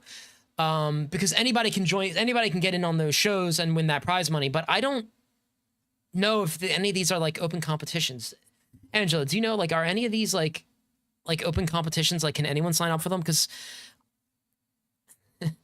it could just be a matter of inexperience with how that stuff works. That's also possible. We've seen YouTubers who are very immature with stuff that they do for views. Like this one guy jumped out of an airplane that he was pretending was crashing into the ground, and it wasn't. And he didn't get 20 years in jail. I think he got off pretty lightly for that. Not sure. Yeah, I'm not sure either. I'd like to see that. I would like to know that. Paid the one guy who knew how to solve them to leave. They came to my area many times, and I was in the smallest cupboard. Okay, so pretty much every video that ends at 0.001 seconds before finishing, and it's like super close. Obviously, it's fake, and MrBeast has fabricated that for you, making the video more interesting. Because in reality, it would probably end like 5 minutes before and randomly, and that would just be lame with no tension. Pretty sure this is not following the law, so MrBeast needs Saul Goodman ASAP, because if any of these people decide to, sue MrBeast. Yeah, Saul Goodman could probably get him out of this. Like I said, yeah, that's illegal. I don't think MrBeast is breaking the law here. If they're all in on it, I don't think he's breaking the law. But if these are open competitions, then yeah, he could be breaking the law. He could be. I don't know. The government might want to step in, but they might not have any interest in it. What's something a burglar wouldn't want to see when he breaks into a house? What's something a burglar wouldn't want to see when he breaks into a house? A guard dog. Or something that can hurt him. Why?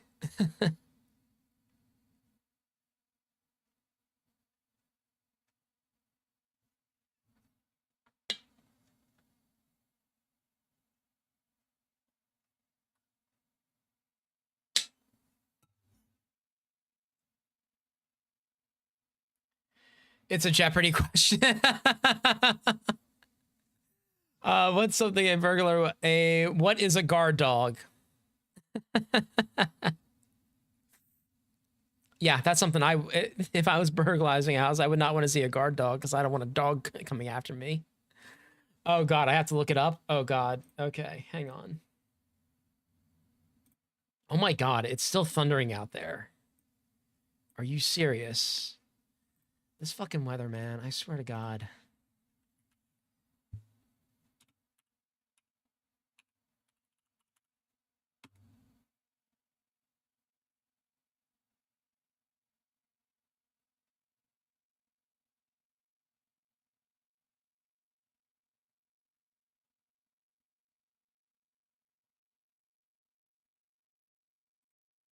Oh my God, no way.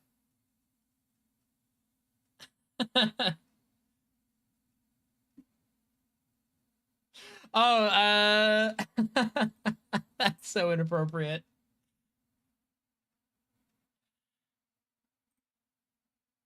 This is on Family Feud though, Angela.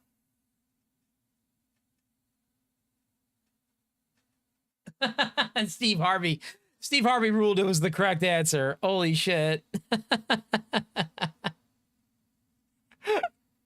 Oh my God. Steve Harvey. Oops.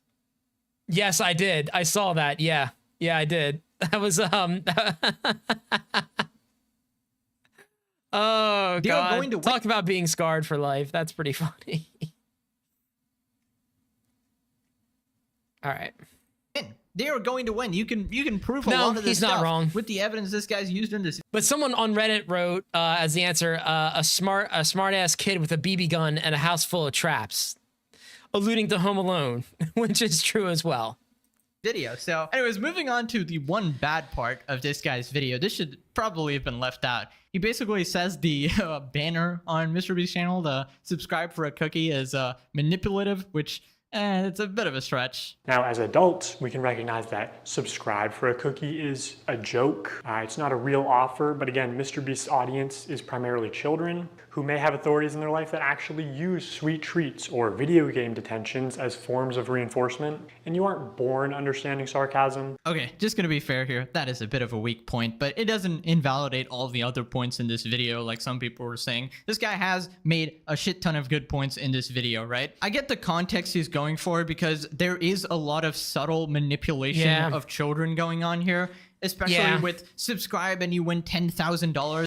Yeah, that's what I have a problem with, is that when he says, hey, subscribe and you might you might be one of these lucky few people that can win this much money. And it's like, I'm sorry. I don't like that. You know, I don't like that manipulation of children, saying like,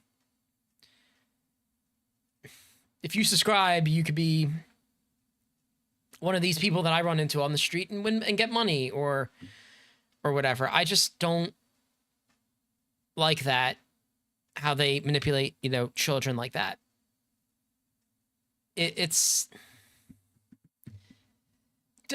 not the worst thing to happen, you know, that children can get involved in online. Like there's kids who go out and watch gambling on, you know, Kick and things like that. But I mean, this is just asking them to subscribe. But, you know, I do feel like it's kind of like, you know, you're telling them, hey, eventually you could be this famous and you can win this much money. And that's still a little, that's really lame. It's not, again, I don't think that's illegal. It's just really lame that you have to tell kids, hey, subscribe and you get this, you can get this money. Don't get me wrong. There's content out there on other websites. There's people out there on other websites that are far worse than Mr. Beast telling your kid, hey, subscribe and you might win money or something like that. You know, go on Kick for a day and see all the attitude some streamers have on Kick. It's pretty bad. So again, this isn't perfect. I mean, this isn't great. I'm not really all for that. I just think in this day and age, you know, the internet is really doing a very good job of manipulating kids in a way that I'm 37. Back in the 90s, the internet wasn't like this, and I feel like we need to have better regulations for you know, content that kids can get, you know, kids can watch on the internet, because you know, you got Andrew Tate types making stupid stuff, you know, saying stupid shit online, saying stuff that's borderline racist or misogynistic. Yeah, I'm not saying Mr. Beast is that bad or anything like that, but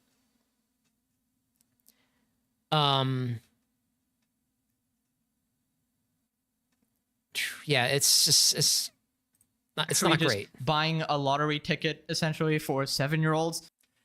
Thundered here to last night. Had an instance of brownout for like 5 seconds. Siblings, ups, nice shift. Work from home. Ironically, failed to work. Be safe there.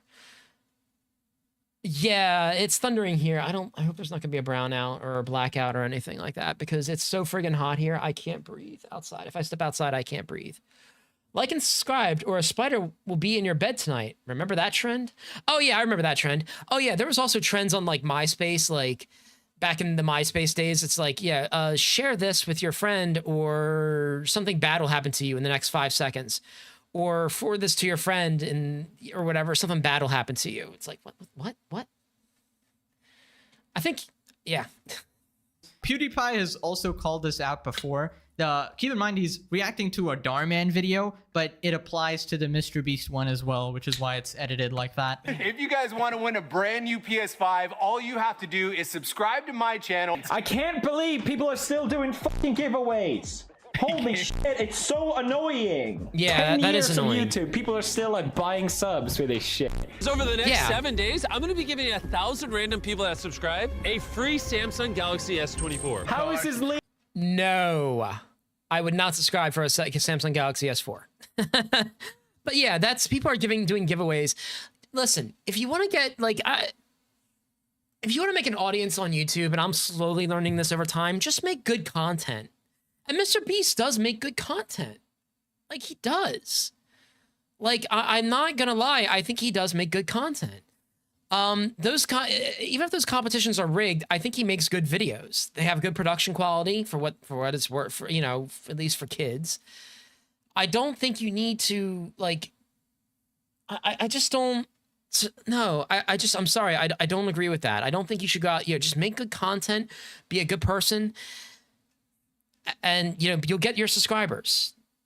You know, for a while there over the winter, I think I doubled my subscribers, which isn't a lot. I mean, I'm at 252 right now, but like over the winter, I doubled how many subscribers I had because I was making some, you know, decent content. It was only decent. It wasn't great, but I learned that, hey, if I make content, I make good content, then yeah, I'll get subscribers.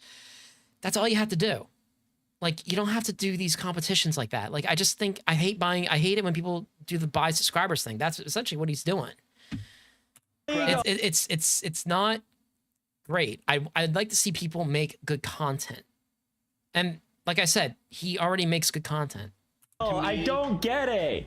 All you have to do is subscribe to the channel. All you have to do to enter to win one of these phones is subscribe. It's a scam. Holy shit. Okay, so PewDiePie is completely right there in saying that it's mostly a scam. The problem with these sort of giveaways is that it's extremely shady, and it's never sort of confirmed that who's actually getting all the stuff, and it's never properly announced. First off, Mr. Beast is never losing money, all right? He's like making an insane profit every single time when he does one of these, like buy my merch for a chance to win X amount of money. Like the merch sales will always make more money. It's kind of like gambling at the casino. The house never loses, right? It is always rigged so that you will be the one who's losing money. Yeah, that could be a problem. I think that could be a problem. I don't know if it'll be a problem legally, but like if people find out that he's saying, I'll give away 1,000 phones. But see, Samsung would go after him for that if he was doing that. And you don't want to piss Samsung off. Like, you know, there's companies that you just don't want to piss off, and that's Samsung. So maybe he did give away the phones. I don't know, but I could see how that could be a problem. Maybe he needs to be more transparent about how he's giving away the phones. I don't know. Why Samsung? What do you mean, why Samsung?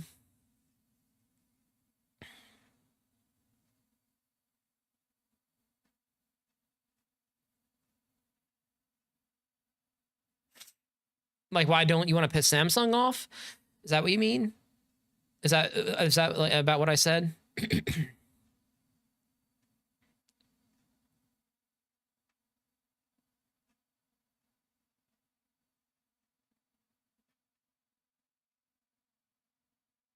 So yeah, the reason I'm saying you don't want to piss Samsung off isn't because, like, first they have a lot of money, and if you're, you know, they have a lot of money, and you know, if you're misrepresenting the brand or anything like that, like you're saying you're going to give away 1,000 Galaxy S24s or something like that, they probably don't want, and then you don't give them away. Samsung might get a little upset that you use their brand to sell something, to subscribe to your channel. They might not be happy about that, and they have a lot of money, and they could publicly go after you or something like that. They're just a large tech company, and I don't think they would want to be associated with like a scam like that, which I don't think it is. I think there's some nuance there. Like, I do think he's giving away the phones. I just don't know to who, as they said in the video. So, you know, Samsung's just a big tech company, and they have a lot of money, and with that money comes, you know, lawyers and influence. I mean, they're the #1 smartphone company out there. Like, they're bigger than Apple, if you can believe it. Like, we live in the United States. We think iPhones have most of the market share in the United States, but you go outside the US, Samsung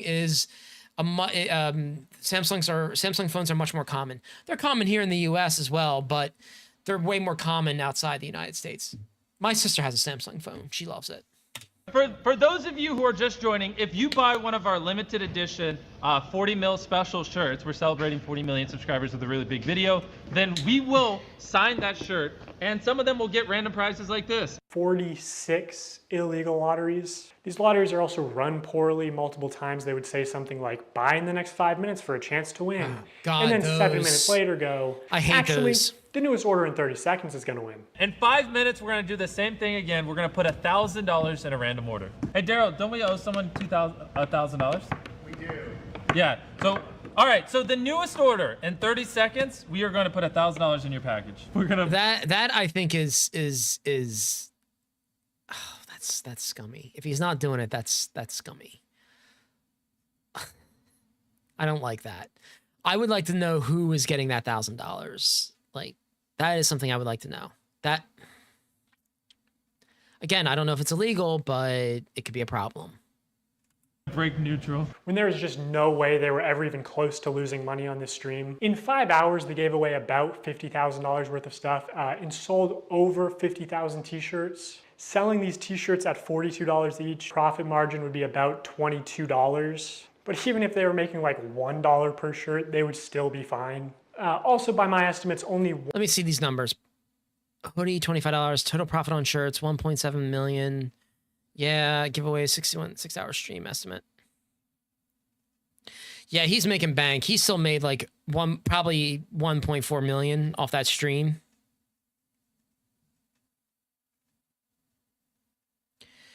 I don't know if he's paying shipping costs as well, but yeah, I would say he's still making money off that stream. Excuse me. Yeah, that's a problem. Yeah, that's... 1 in every 1,600 orders actually won a prize. And I guarantee he has real-time analytics on his laptop. He knows they make more money every time he says, oh my God, guys, we're giving away so much stuff. We're not even gonna make a profit. It's insane that he can flip these massively profitable illegal lotteries targeted towards children as an act of generosity. Honestly, really good points here. I'm really shocked that actually took this long for someone to call Mr. Beast out on these things. Instead of calling him out for charity, which is completely idiotic, this is the sort of stuff we need to be talking about, because this is somehow getting past the legality, right? Because this is on YouTube, and all of the stuff he's doing is pretty much illegal if he was doing it on TV or traditional media. Even on YouTube, it's a weird gray line, okay? So it is. I don't know if any lawyers watching, you want to go ahead and investigate this? When you promise the audience that, oh, next person that buys it in 5 minutes wins $10,000, and then you nonchalantly say, whoops, you know, changing that, actually the next person in the next 2 minutes. Like, you're just changing the rules every single time. What about the person who specifically bought after 5 minutes after you said, just to try and win some money or whatever? They obviously got scammed, right? Now, it's very loosey-goosey, as you can say, but this is why it's in that legal gray zone, right? Anyways, this next part... Yeah, it's an illegal gray zone. Like, I don't think he could get in trouble for it. Like, he can't legally get in trouble for it, probably. And nobody can really sue him for it, so it's just... one of those, like, the government's not going to go after him for it, and like law enforcement, like no, the government's not going to go after him for it, because again, it's a weird gray area, and the government doesn't really have time to go after weird gray areas like that.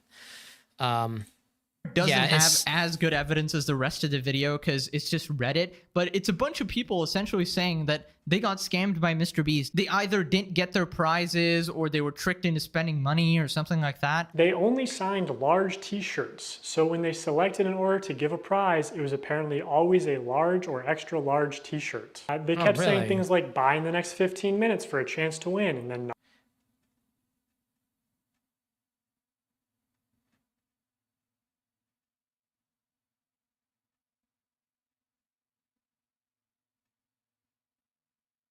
spending money on this. Yeah, they're saying, yeah, they're just pushing around the street. Yeah, that's bullshit. No, I had the exact, like, I bought it early in the stream when Jimmy mentioned buying a just to win a ticket and a Tesla a ticket and a Tesla. What? When Jimmy, did he really say that? Jimmy mentioned buying a merch will give me a chance to win a ticket and Tesla, but the late night crew specifically said whoever pops up on the list from recent buy is chosen. But you buy a shirt, you're gonna get a Tesla? No, I wouldn't. No, that's no. Not honoring it. Multiple people claiming that their name was read to win a prize and they never received it. This person is still tweeting about it to this day. Reading all this really upsets me because I spent money I honestly didn't have for 5 shirts at different times during the live. Okay, well, first of all, you gotta be, okay, don't spend, Jesus.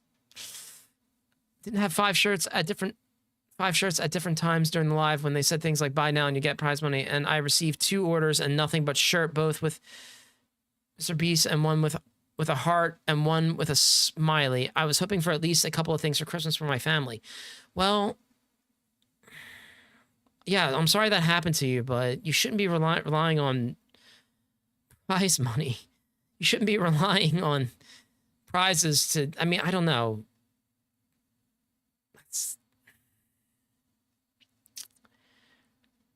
I don't know. That's a bit of a weird thing to let happen. You bought 5 shirts and we're hoping to get a prize. That's I don't know. That's weird. Jesus Christ. Buy now and you will get prize or money. And I received 2 orders and nothing but shirt, both with MB and one with a heart and one with a smiley. I was hoping for at least a couple things for Christmas for my family. And obviously people can lie on the internet, but a lot of people are independently claiming the same things. Okay, so I know some people might say that, well, if you're stupid enough to spend money on this, you people deserve saying to the lose same it. thing. But, you know, think about it, right? It's like if you have multiple people saying the same thing, then yeah, that's an issue. Man, that could be a weird, again, this is like a weird gray area for him. Like, I don't know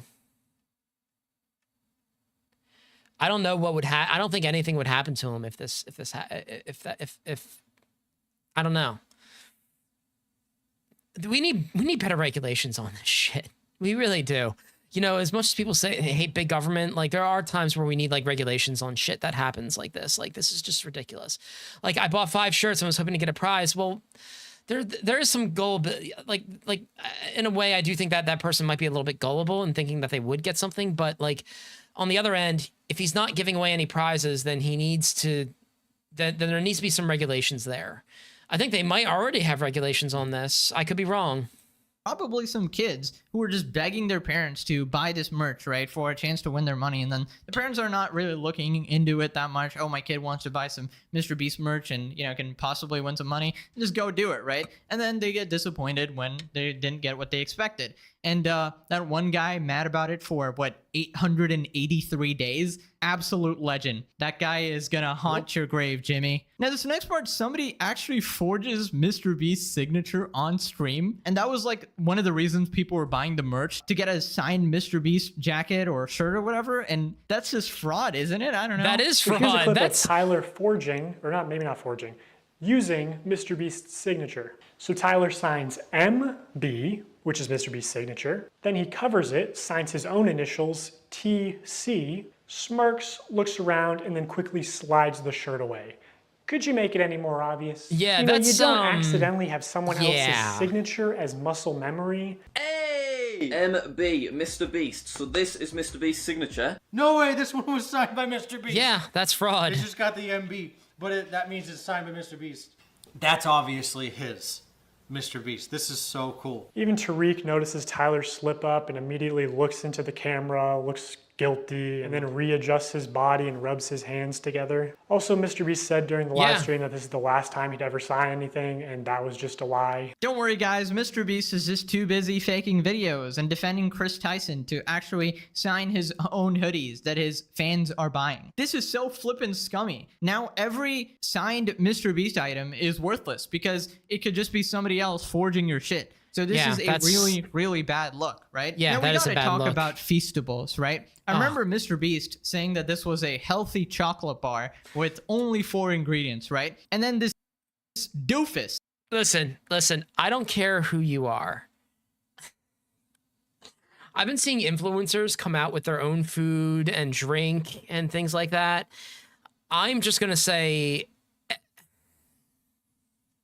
I'm going to say no to any of that. Before I even get into this, my thoughts on influencers, big YouTubers, like I think Ninja has his own like shake now or something, not shake, but like some kind of like protein drink. Pokimane has some sort of cookies or whatever. Look, I'm glad they're expanding the food, but like that's fine. But like, that's fine. But you know, don't say these cookies are like the best thing ever. It's just like they market them as like, oh, this is not the best thing ever, but like they're healthy for you or whatever. There are so many articles out there about what is good for you to snack down on or what is good for you to drink. Mostly it's water and fruit. You know, look at the labels on the food packaging, although they might not even be that accurate.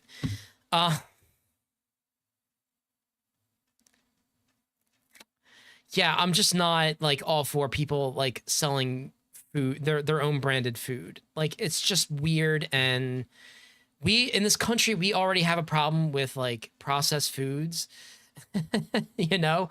So I feel very uneasy when influencers come out and try and sell stuff like this. It's just no, like I'm not. You know, it doesn't matter if you're a streamer who I follow for years, like Ninja or Pokimane or Mr. Beast, or what Logan Paul with his Prime drink, his Prime Energy drink. Like, like, why would I'm never gonna drink Prime Energy drink. I would just have a Gatorade if I need electrolytes or something like that. Because I know Gatorade has been around for decades. I drank that shit when I was little. Probably still not that into great the for you same either. diabetes-causing bullshit that every other chocolate brand seemingly does, and loaded it with sugar. This absolutely sucks. Oh, I'm sure they did. I wanted to just make a better for you snack brand because I think a lot of the stuff out there is just terrible for you. Because obviously so much obesity and disease comes from the stuff we eat. Now in 2024, wrong, Mr. Beast but- changed the formula again to where it has mostly the same ingredients as Hershey's and even more sugar and more calories per bar. Oh God, 320 calories and 30 grams of sugar. I mean, you should be getting about 50 grams of sugar a day. Probably less than that.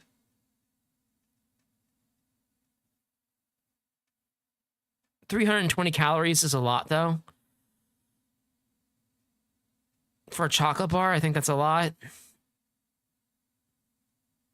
30 grams of sugar is just so much, though. I mean, I'm not really one to judge because I don't have the best diet either, but I try. One thing I do try to watch is my sugar intake, because sugar is, diabetes is something that, some family members have had. And,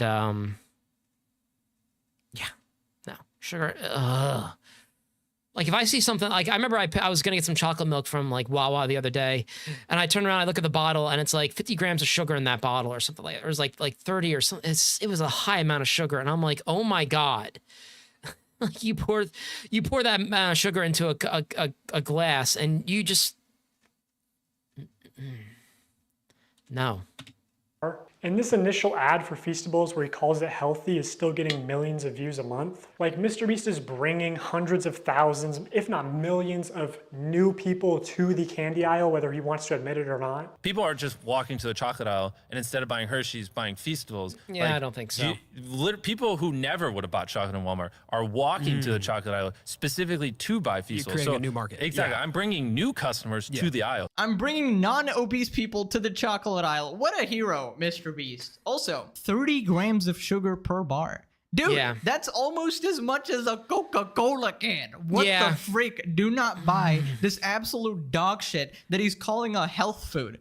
FYI, I really hate sugar. Sugar nearly ruined my life, all right? Part of the reason I nearly died a couple of years ago from health issues was sugar. So when someone like Mr. Beast claims to release something healthy, tricking everyone into buying it, and then changing it back into something extremely unhealthy, even more unhealthy than the brand he's constantly shitting on, Hershey's, that is some sinister shit, okay? So I don't know, bro. F you, Jimmy. I'm done defending this guy, all right? I'm actually mad. I've made like 50 at that point, videos I just drink Coke. Yeah, I mean, I had a can of Sprite last Friday. I'm like, okay, that's it for the weekend. I'm done. That's it for me for like a week. Like, that was enough sugar for me. I didn't really even eat that much that day because I don't really eat a lot during the day. Mostly it was this night. It was my dinner, and I just needed some energy because I was so tired that day.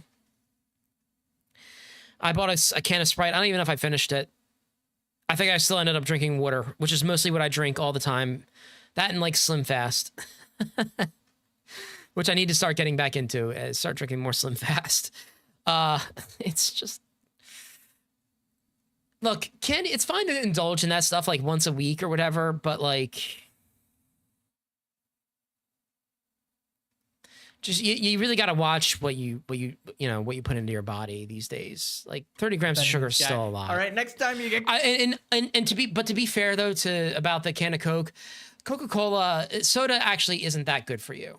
And I say this as someone, I only have soda maybe like once every like couple weeks. I mean, there's times where I miss it and I don't crave it, but like I know it's just so bad for your stomach. Like soda is just not good for your stomach. And I know that, but like sometimes it's just something that like, unfortunately it's just one of those things that I feel like I need to drink every now and again. But it's still not good for you. I mean, most of what I drink is just water.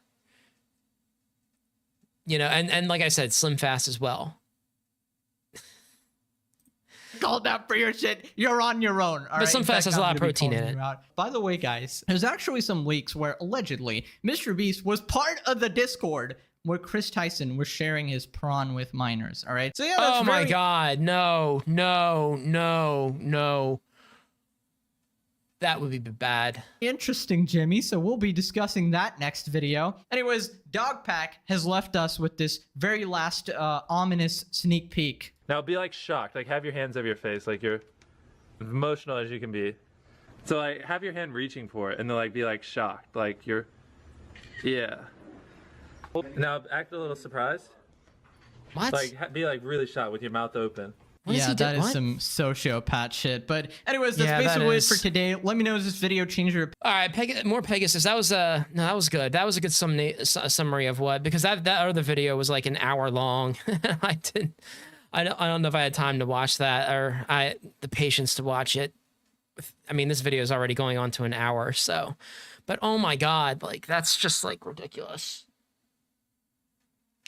But like I said, some of the stuff might not be illegal, but it's shady. Like promising,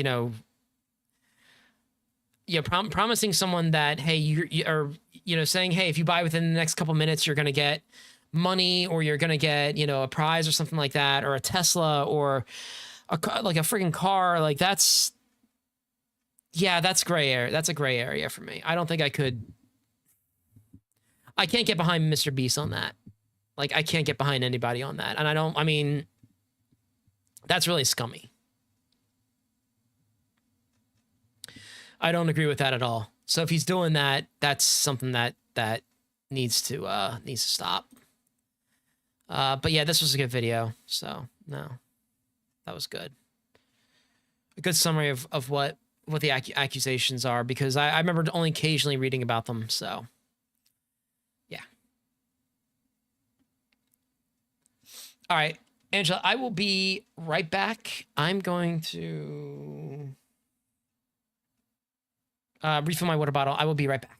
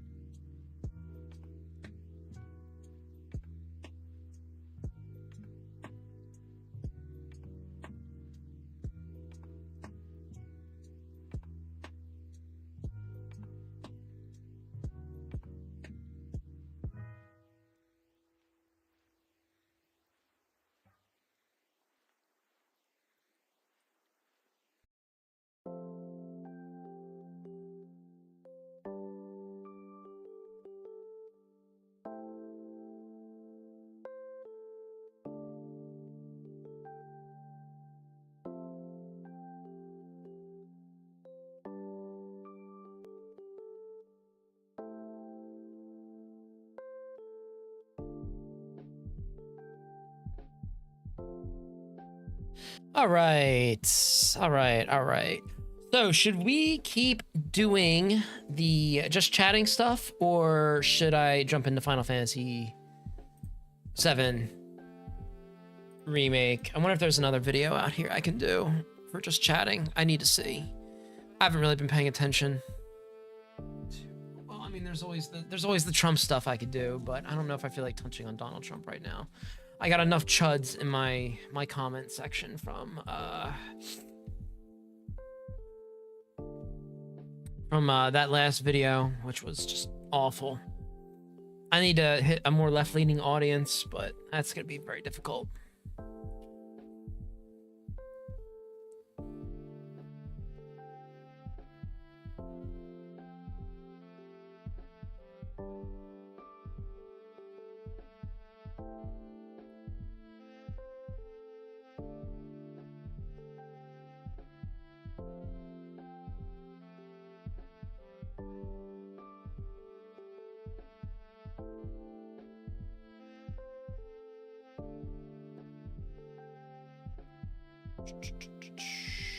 So I subscribe. Oh, thanks, Angela. I'll see you later. Take care. All right, I guess I will play some Final Fantasy VII Remake.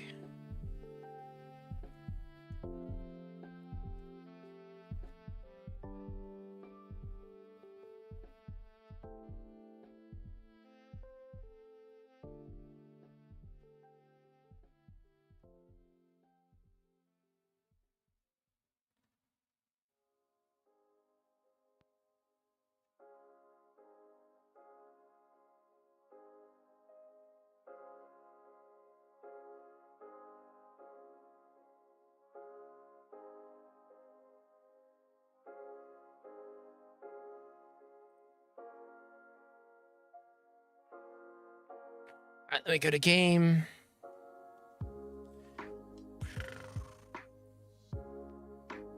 Oh, wait, hang on.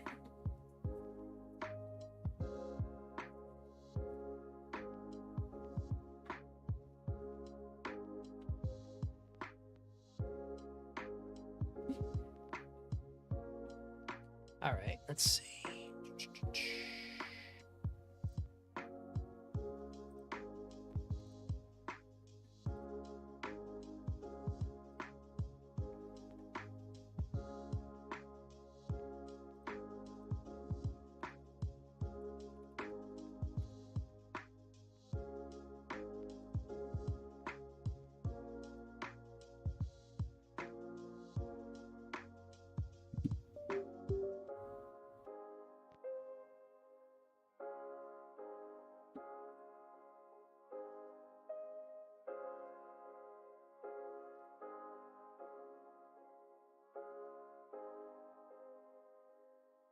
Perfect. All right. We're just going to jump into Final Fantasy VII. I'll come up with another topic tomorrow if I want to do just chatting tomorrow, or maybe Sunday. Maybe I can put out 3 videos next week. One of the videos is gonna, that reaction video with Mr. Beast is gonna be like an hour long, which is just ridiculous. I cannot believe I created. I can't believe I can't. All right, let's do this.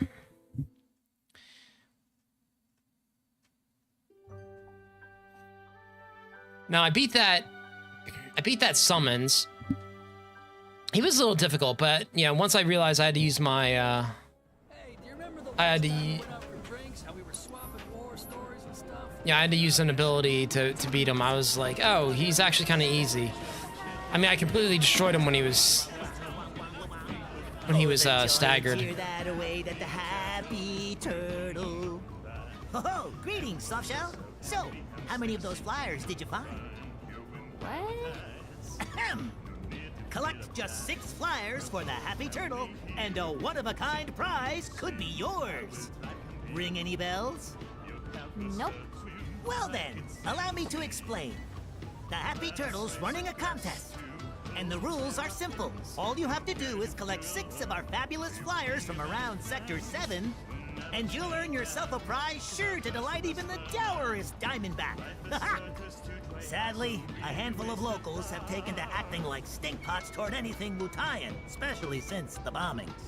Some have even gone so far as to tear down my poor posters. Little wonder nobody's won yet. Bummer. Which leaves me in a pretty predicament. But hey, my pain might be your gain. By collecting just a handful of flyers, you could be the first, and at this rate, the only winner of the most testudinarious contest in Midgar's history. This here's a sample of one of our ads. Breathtaking, isn't it? Now it's up to you to find all 6. Leave no shell unturned, no pond unplumbed. That prize is as good as mine. Ah, since you're here, you wouldn't happen to have any Condor coins on you, would you? This job may keep a shell over my head, but my real passion's coin collecting. I'd gladly part with some oddities and commodities in exchange for those little beauts.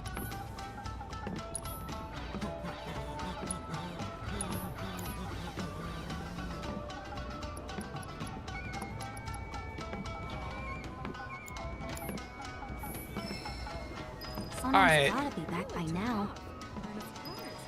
Yeah, but I want to find those posters. And just who are you? Never seen your face around. Partner and I were... Of course he uses bullshit so he to go down on us. Any excuse. What? Stuff on the ground floor again. Look, before it's Ah, buddy! Oh, you're purring like a Wedge. motor, aren't you, little buddy? Hey, buddy. Not right now. I'm in the middle of something important. Okay. Where's Cloud around this time?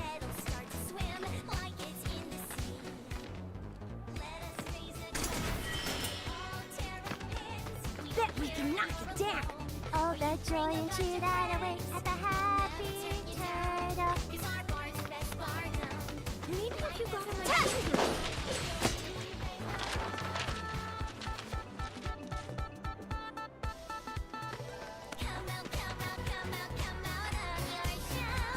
Whoa, that ninja star's so cool.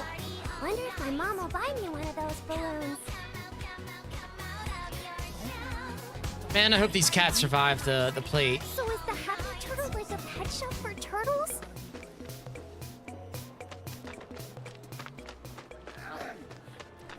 Oh, Stuck on the ground floor again. a tiny alarm keeps if I go to war. You see that? I just heard a cat. Oh, wow. It's certainly a look. More power to her. Huh. Should we?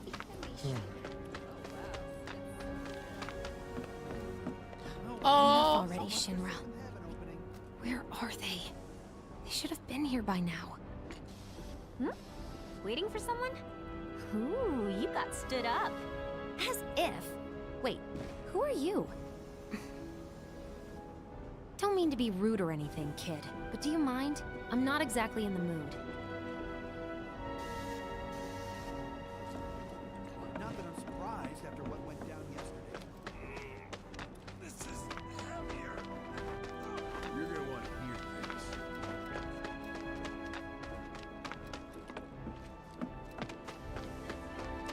So get this. Troopers are preparing to go to war.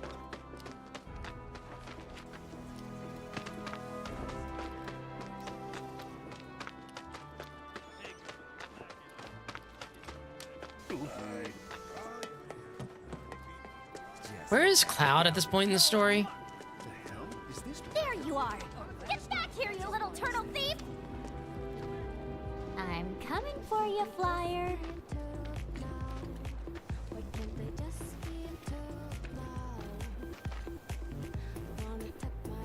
Nope, got the wrong cat.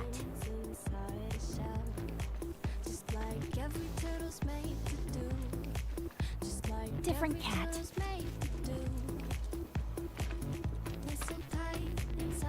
Nope, got the wrong cat.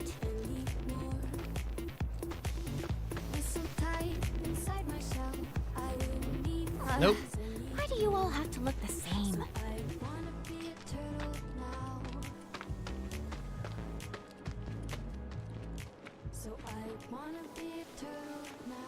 Different cat.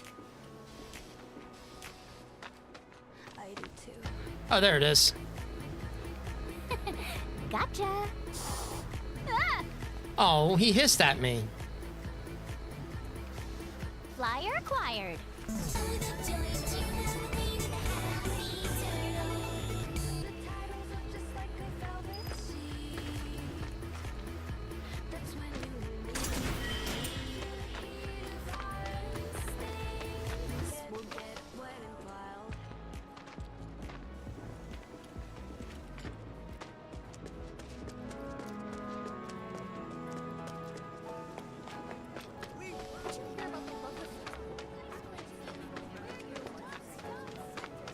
Attention for you know the drill. You want to play? You gotta fork over. What's your deal? And why are you dressed like a 5-year-old? That's just weird. What are you talking about? This isn't weird. It's super cute. Super cute? More like super lame. Not as lame as Midgar. Huh? Just saying how much I was looking forward to playing Fort Condor. I could really use the training, you know? Sure, I'll put you through your paces. But you do know it's gonna cost you, right? 1 match, 3 gil. Pay up. If Avalanche really are brothers, though, go all out, go all out. Haven't seen you around here before. Someone certainly dresses like Looking for posters. Can't believe I'm looking for posters here. This is what my life has come to. Monsters have been acting strange since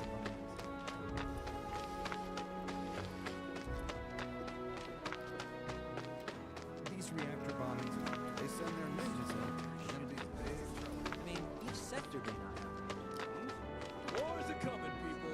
Need to be Ooh, I'm getting some stutters here. How do I get to that? Materia.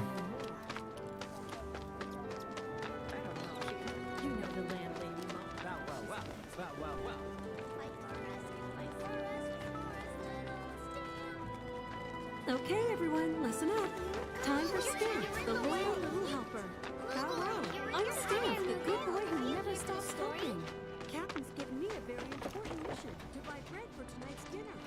So with his super Whoa. Slow down there. Slow down there. snip snip here and a snip snip there.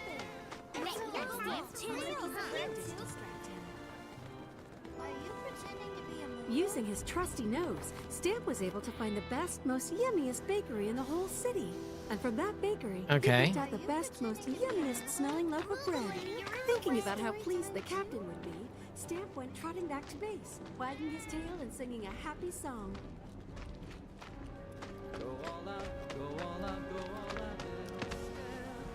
Oh, and I get my hands on those winnings. Wait, is that the song of the turtle I hear?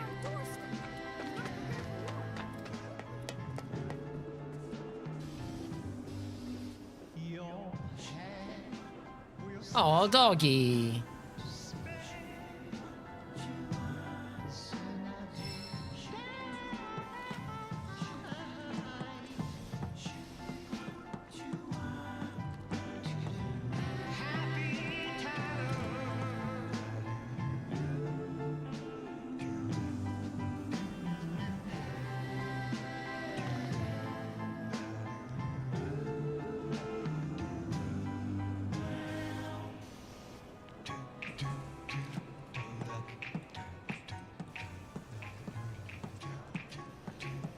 Easy, Fido.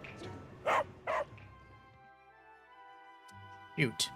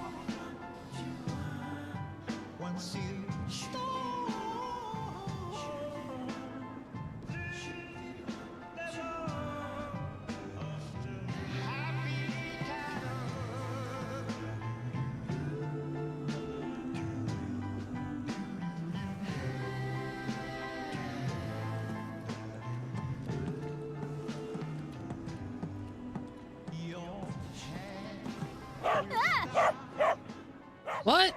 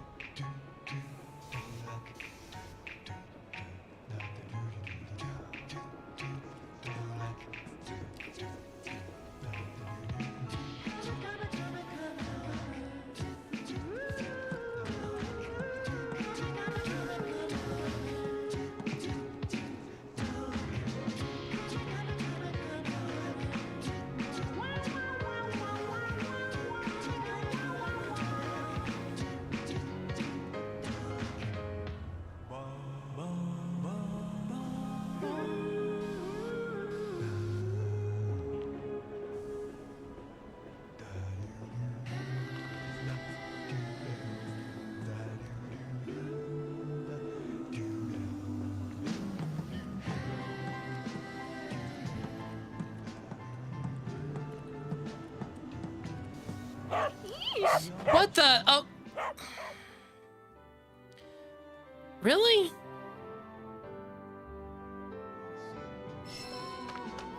This is a state of emergency. Wartime's practically on our doorstep. We must prepare for war, and quickly.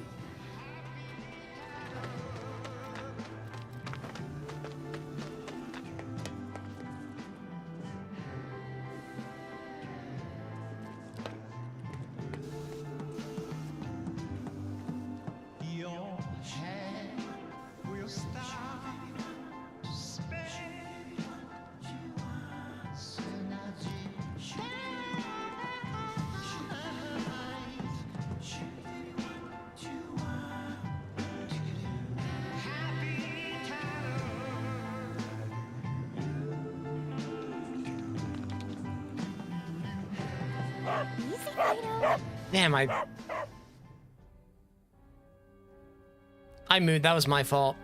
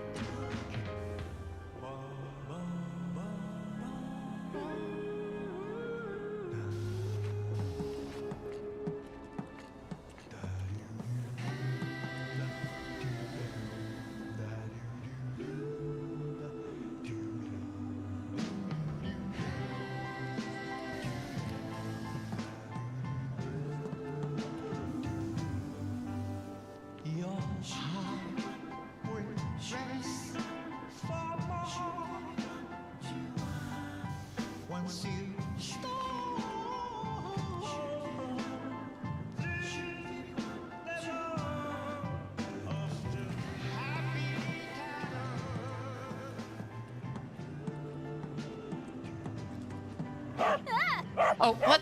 What the hell?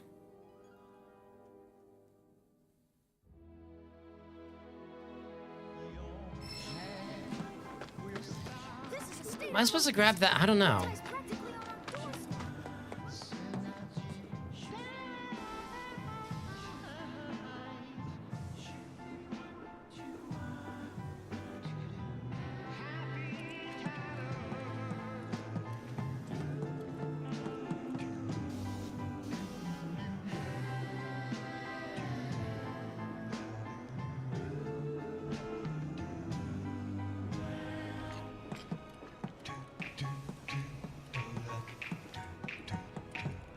Do I have to grab that poster right there? That's probably what I have to do.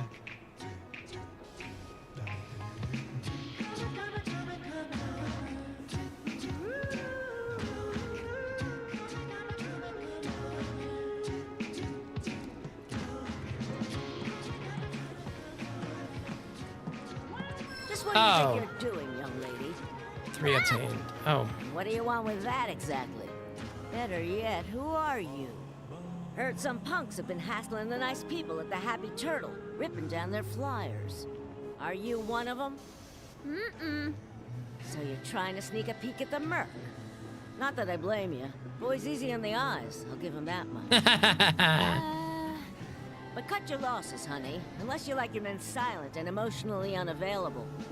Merc's built a wall around himself so damn high, even he can't see over it. Yeah. He'll never tell you what he's thinking. And that attitude of his... I tried to get through to him, but would he listen? Would he? I'm really not here for whoever he is. Then what are you here for? For, directions. But I'm all good now, thanks.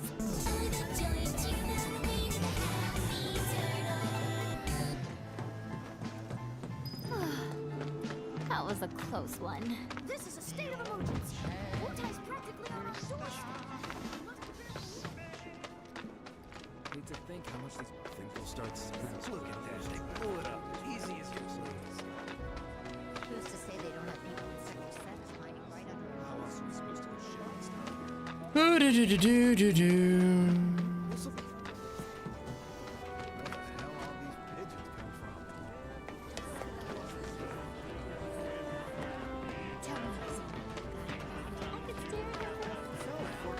Finally made it down to the undercity? You done gawking yet?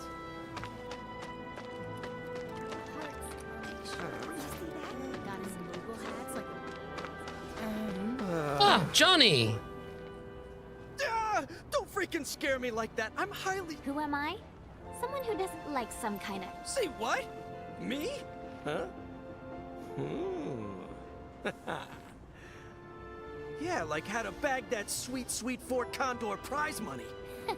So you're after... Sorry to burst your bubble, Mr. Shadow Lurker. What? Over my I'm not really life's interested on in the this line mini here. game. I It's deserve to eat. I deserve to live. honestly, I wasn't interested in it last night. I was a little, little cat.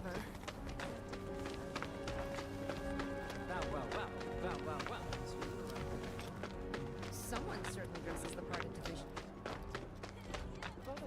I just wish we knew more. I mean, each sector Can't help wondering how she's able to give her that. Guess her winning to 5 must be an absolute mess.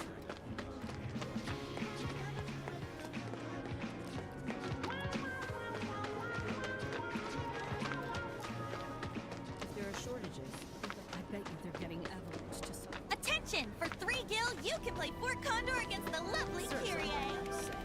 Marco! Lots of different things to make sure we're thinking spending all our gil on.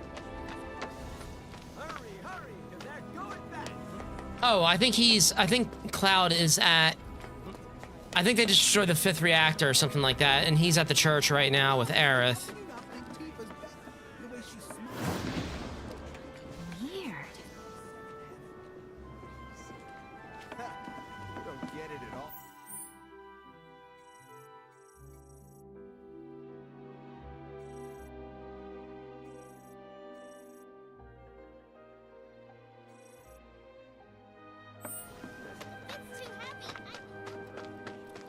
Wonder what they got. So the key No, to not victory is here. ensuring that your units. Did you make that yourself? I'm surprised Johnny hasn't come. Should have seen it. I meant to ask. Besides everything? More exotic, sporty. Only troopers if they're planning on going to war. What? This ain't no show. Get them lost. You're gonna want to hear. That bastard's at the honeybee. He's probably You know what I say? You start salvaging. I don't. Sounds scary.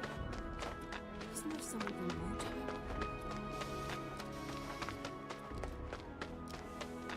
Hey, over here!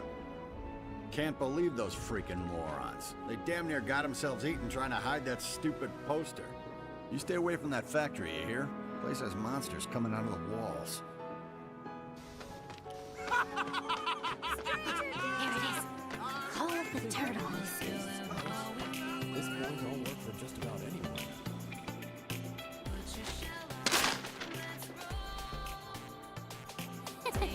Gotcha. You thought you could hide from me, didn't ya?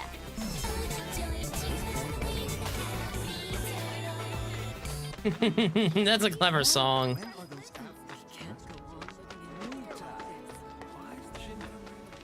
Now they're saying Wu time.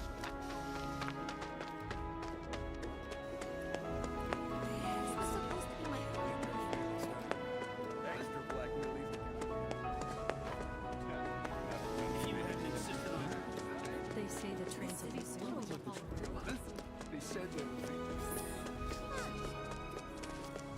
Hey, you know what do us some good? Trains are canceled, huh? Which probably the least. Due to an incident.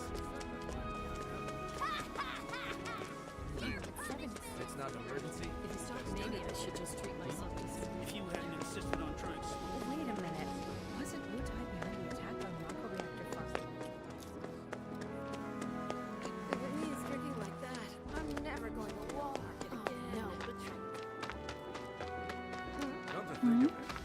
Hmm. You think Shinra... I know that. When are those I keep thinking. What if they're already around?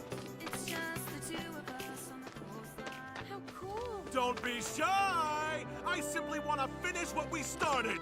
Now let me see that dour face of yours!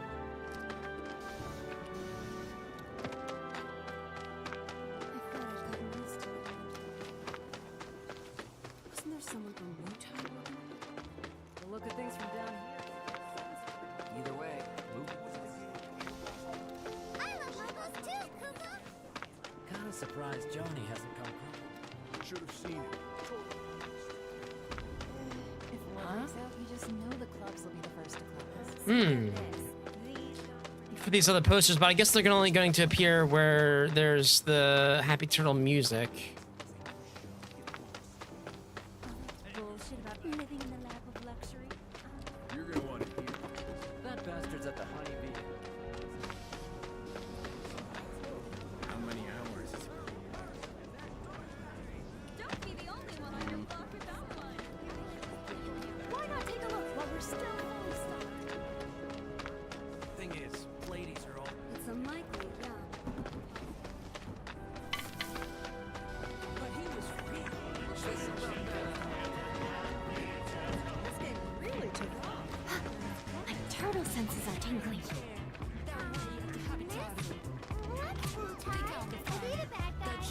Oh. Never stood a chance, little guy.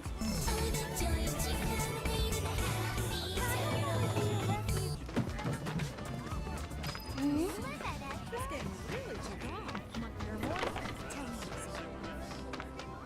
So, who do you think the grandmaster? Great work, Johnny. If there is a war, I just hope the fighting's over there.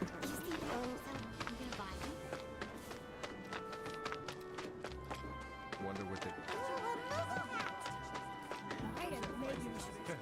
Let's hope. After all this, no way Avalanche is gonna pay. Alright. Of course they use this bullshit as a reason to come down on us. And the excuse to get rid of us on the side. Is it true? It's just This game really took off. La la la, dun dun da da da da dun dun da da. So, what can I do you for? Pretty sure I remember putting up a poster near the abandoned factory. Though it's long gone too. Anyone's guess where it could have ended up. Saw one of my babies floating through the air earlier. Poor thing. Oh, if you overhear any songs, jams, or grooves about the Happy Turtle, be sure and follow them. Oh, the joy and cheer that await at the The abandoned factory.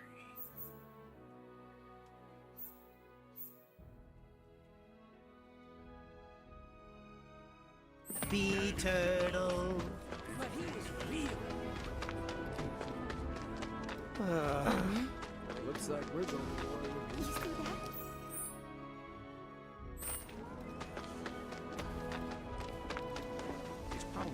So the key to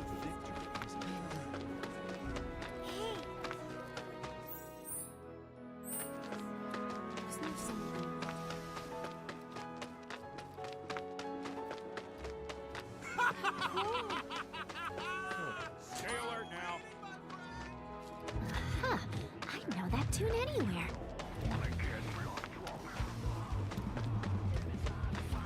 Gotcha.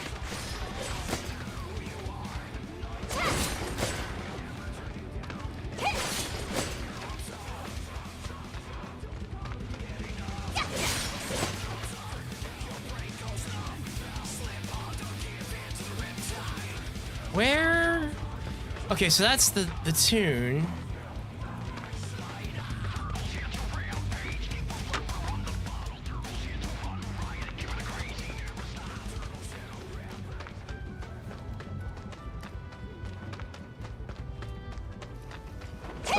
Oh, is that materia? Ooh. Got no time for small fry.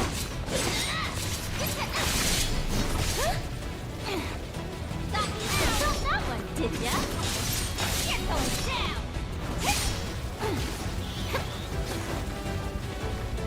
How you like this?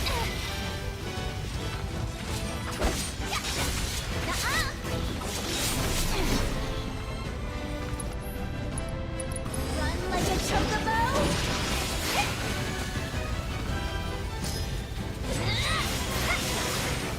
Get lost!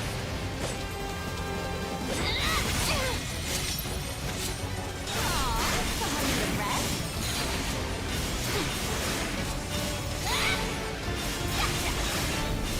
Oh, I almost cracked him. Well, can't fault him for trying. Oh, okay, alright. Maybe it's something where I gotta follow the tunes or something. Get ready for the beating of a lifetime!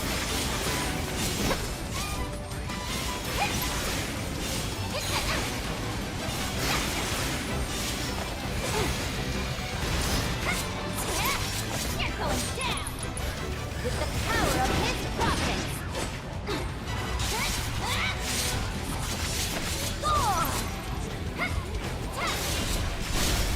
Smiling kicks some butt! Got it right where I want ya!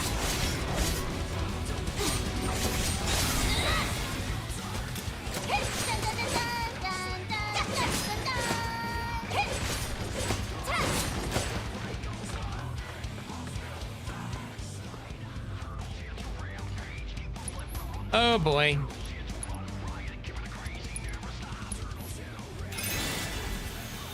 Worst fate ever! Got you now!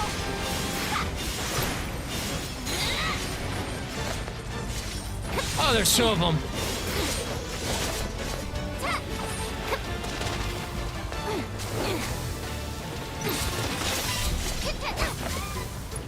With the power of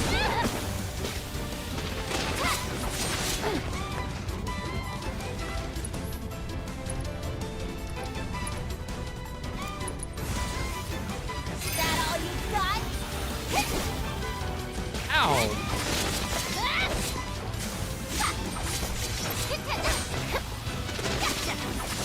Got you now!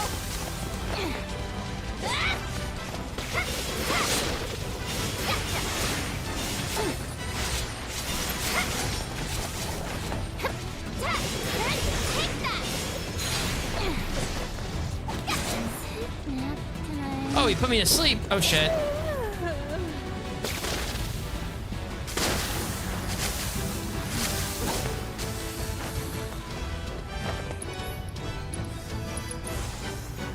Never count a ninja out. How you like this? Come on. Oh. Oh, what? Again? Find me! Run like a chocobo.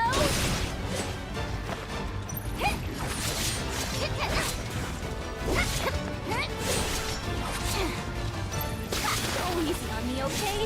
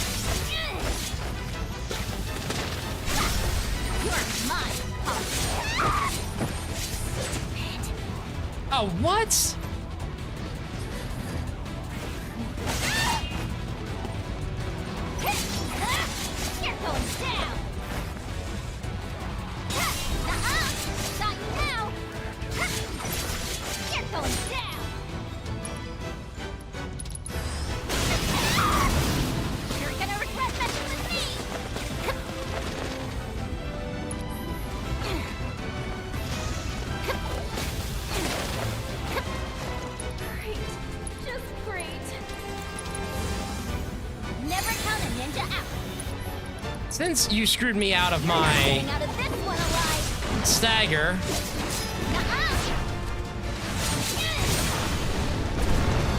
there you go.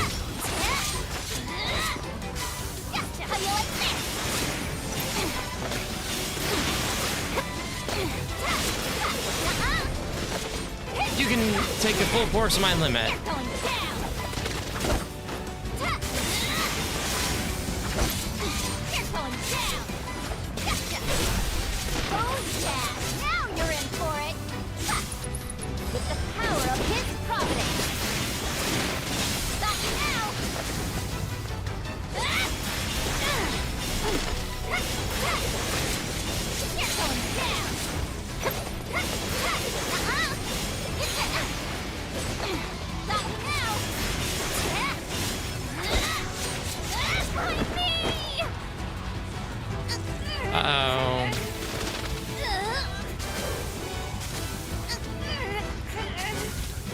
What did you do to me? Breathe in, out. What, little? Again?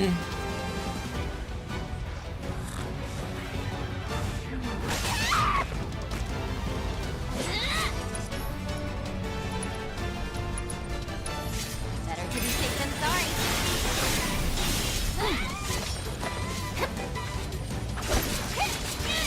No way! I get what?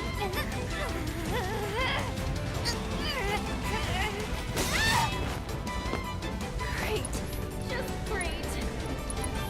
This is nothing.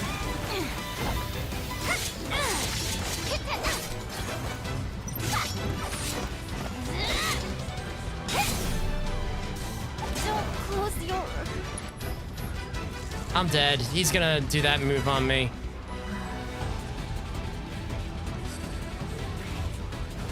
I can see him right now, laughing at me.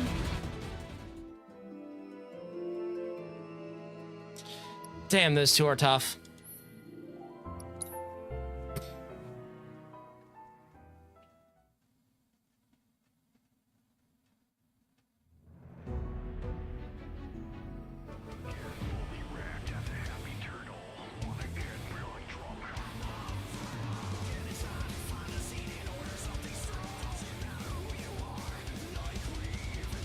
Oh, there we go.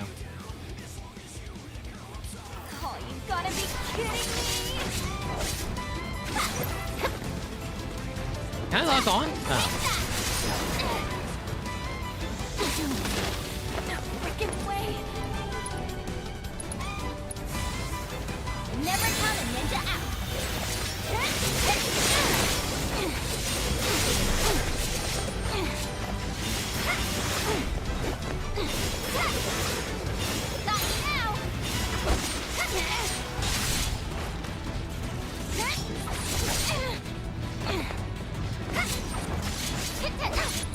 With the power of his providence!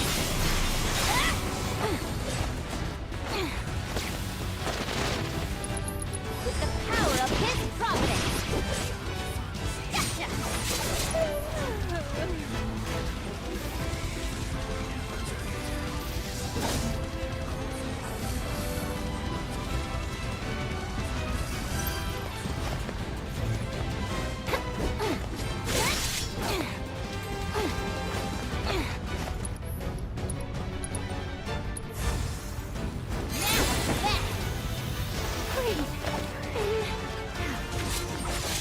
You're going down! Run like a chocobo! Gotcha! I gotta avoid that stinger. Get lost! Run like a chocobo!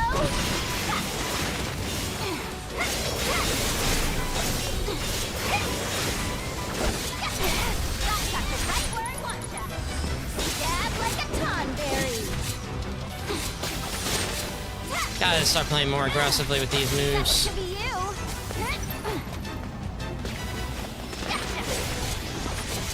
Don't close your... No fucking way. He didn't even touch me there.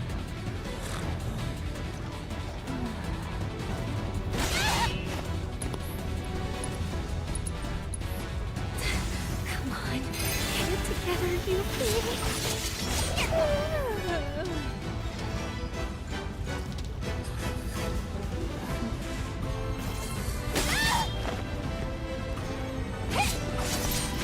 now!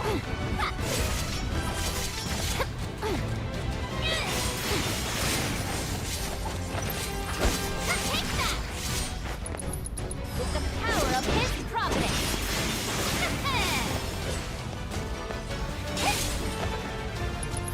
You're gonna get what's coming to you. Don't close your...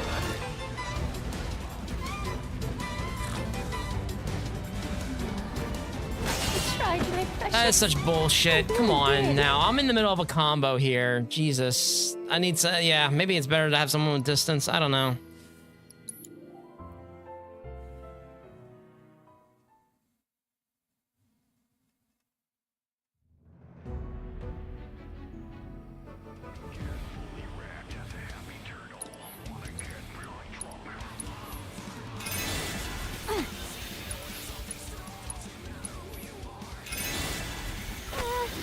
I don't like the looks of this. You're gonna get what's coming to you.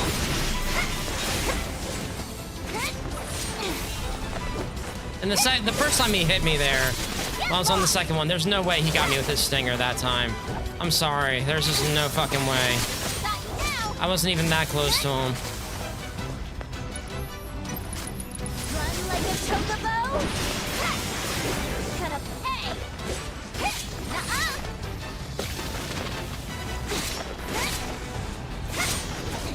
Little.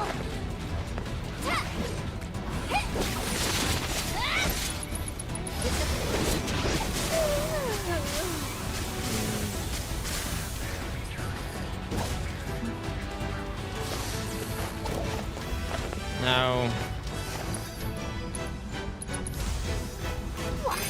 Little. Get out of here. Got you now. How you like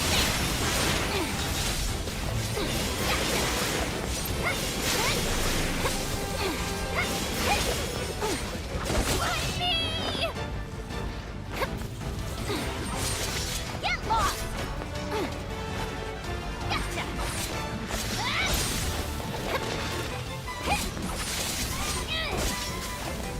Gotcha. Ready for a smackdown? Got you now. You're gonna get what's coming to you. And one to grow on. Sucker. You're going down. Get lost.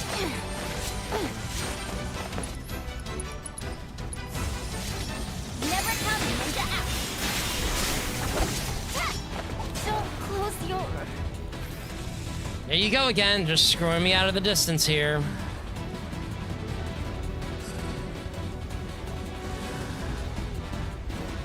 No way!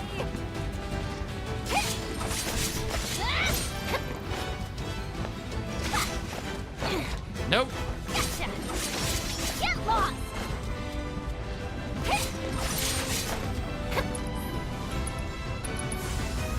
I'm just getting started.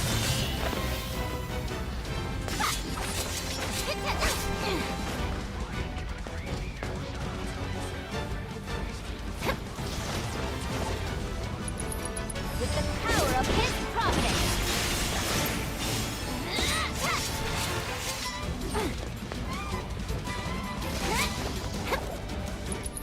You're gonna get what's coming to you.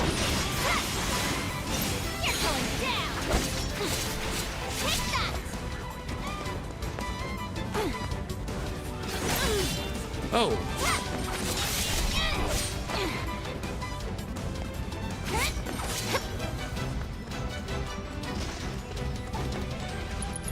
You're gonna get what's coming to you.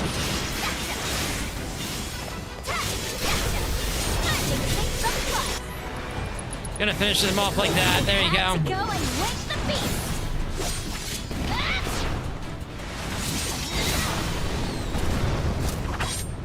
I mean, I guess it could have been worse.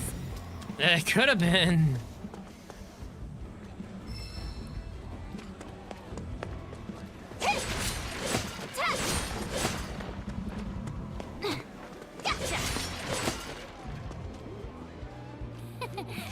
gotcha.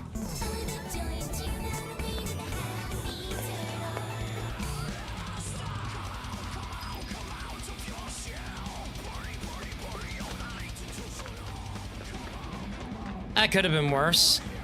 Oh.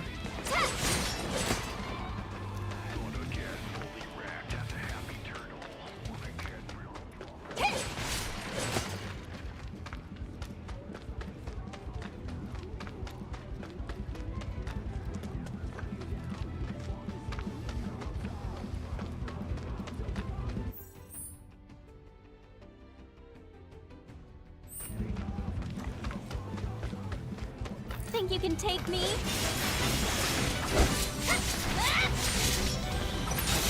You're going down!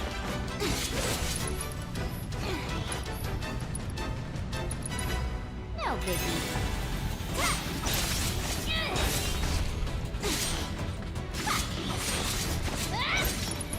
You're gonna get what's coming to you. Gotcha! All in a day's work. And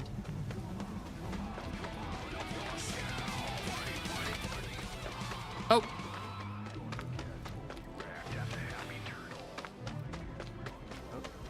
Hey there! How cool. I've never seen soldiers. Isn't there someone from war? So, maybe we should.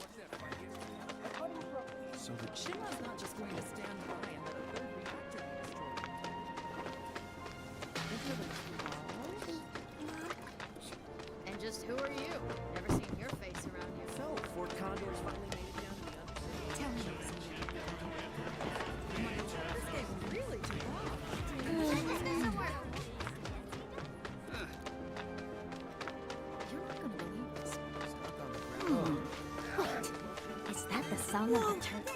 oh, there's. The Gumshoe Ninja strikes again. I figured there was one on that. And that makes 6. Won't old Snapper be impressed when I rack up with these bad boys? There we go. Got him.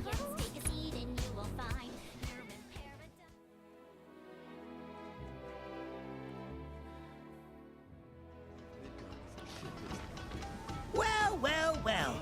Look what the tide washed in. That's a 1, 2, 3, and a 4, 5, and I can't believe it, 6. Yep. We have a winner. 3 cheers for the Happy Turtles all-conquering champion. Hip hip hooray! Hip hip hooray! Hip hip hooray! Please, it was a piece of cake. Only these Midgarian dummies would find that a challenge. Speaking of which, here, for a fellow tough nut. Would you look at that? The Chow Beans. Does this mean what I think it does? Well, what do you know? A real-life ninja paying old Snapper a visit. Truth be told, I'd love to have you round to the bar, but you got your hands full. Not to mention the whole underage thing. Still just a youngin', I suppose, ninja though you are. Well, I don't plan on moving from Midgar anytime soon, so once your shell's seen a bit more wear and tear, make sure to come on back. Whip you up the finest food and drink this side of Wu-Tide. Only the best for you. All the Happy Turtle flyers. All right, now let's go do this. I'm not gonna do that mini game. I'm not too into that. Let me go rest up here.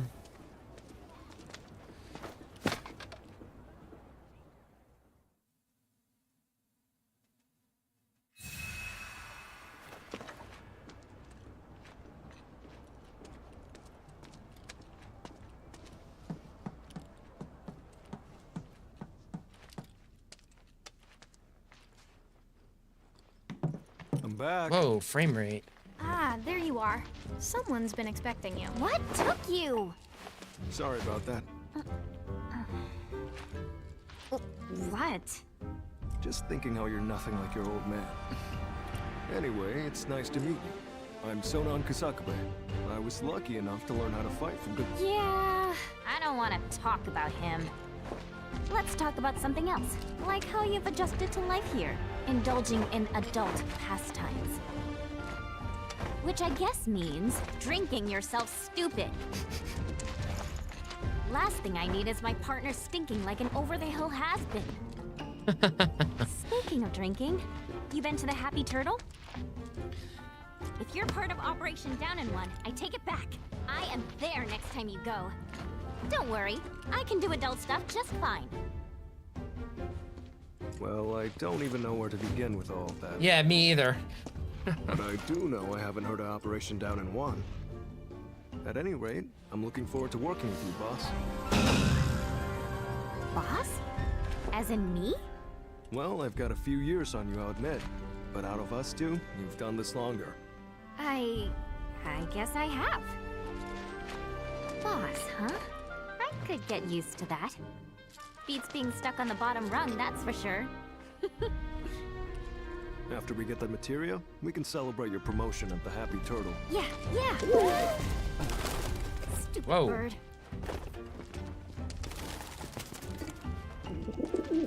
Says the merchandise is good to go. Handoffs at a depot and municipal storage. Okay.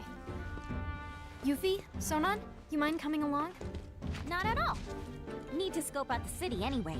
Really get to know the enemy. We'll be passing through a rough part of town, so you'll want to go prepared. I'll leave you to get ready.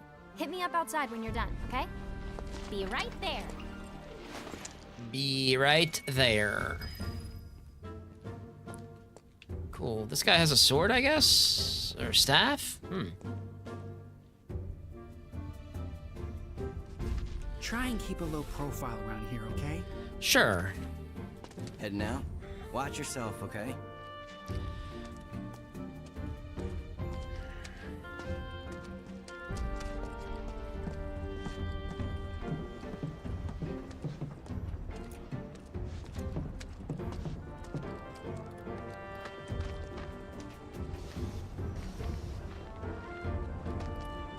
You ever heard of that, You guys all set? Okay, streets are kind of a maze, so stay close. So Naya, where are we headed? To pick up your IDs. There's no way to get topside without them. But I thought TJ was getting our high Ds. What happened with that? He is, but those are different. It takes more than one ID, or even two, to survive in this town. Don't forget, Midgar was built by Shinra for Shinra. Those tyrants! Put the claws away, boss. At least while we're in Shinra territory. Whoa. So Yuffie, what do you think of the Undercity? Way too crowded. I can't stand it. Ugh, the stench. How can anyone live here? Gotta agree with you about the smell, but you get used to it quick enough. And the crowd stop bothering you eventually. The place can grow on you if you give it a chance. Wait a second. Are you actually saying you like it here? I thought you hated it. Midgar isn't the enemy. Shinra is. I know W's don't really see the distinction, but we do. Then what was that stuff on the news? About a reactor blowing up and all. No way that was an accident. It had to be Avalanche. Shh. Sorry. What's up? Those guys there are from the Splinter Cell. Splinter Cell? They used to be with Avalanche, but left after a policy dispute. Wow, look who it is. Loving your work. So how many reactors is that now? Wait, where's Cloud? We lost him.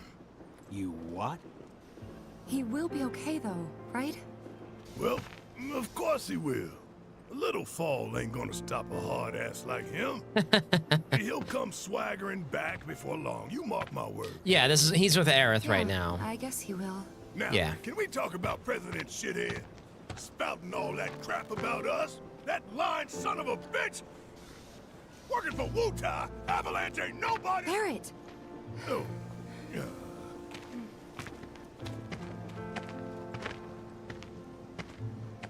Speaking of sons of bitches, I heard that Wall Market's very own Don Corneo has his stooges out looking for you.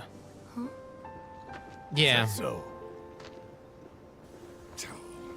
don't got time for no low-level mobsters. Oh, he has We got time for shit you. on our sights.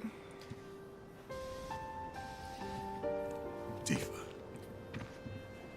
you and I both know this is far from over, right? Might as well get some rest while we still can.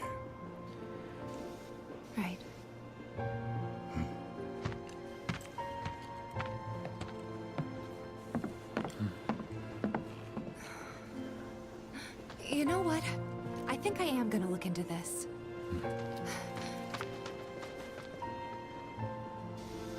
Good luck out there.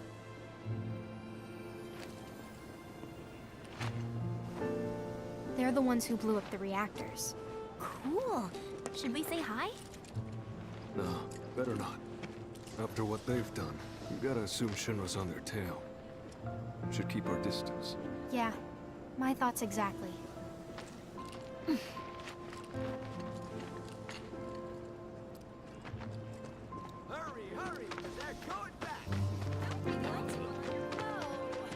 The people in the Splinter Cell, they couldn't care less about collateral damage, long as Shinra goes down. So what's wrong with that? Sounds good to me. We're not out to blow Midgar up or tear it down. We want to save it from Shinra. Look around. 9 out of 10 of the people living here are innocent bystanders. Yeah, that's kind of They can't level their true. home to take down one company. Well, Yeah. that company almost leveled our home, and they've got to learn their lesson. Yeah, I get that. Gotta admit, I'm surprised you agreed to work with us. We're just doing what we think is necessary to build a brighter future. That's all there is to it. In other words, you're working with us so we don't work with your old buddies, knowing what would happen if we did. Can we table this for later, maybe? Not sure now's the best time for heavy topics. Yeah, couldn't agree more. Consider it tabled. So, what exactly does this ultimate materia do? I'm guessing you have big plans for it? Like after we steal it? Well, the more materia you have, the stronger you are, right? So once we've got the ultimate materia, we'll be stronger than anyone. I guess you will. It's gonna be awesome! And not just that. By sneaking into Shinra HQ and snatching their most prized possession from under their noses, not only will we deal a massive blow to their morale, but we'll prove to them that while Wu-Tai might be down, we're not out. That the gist of it, boss? It sure is!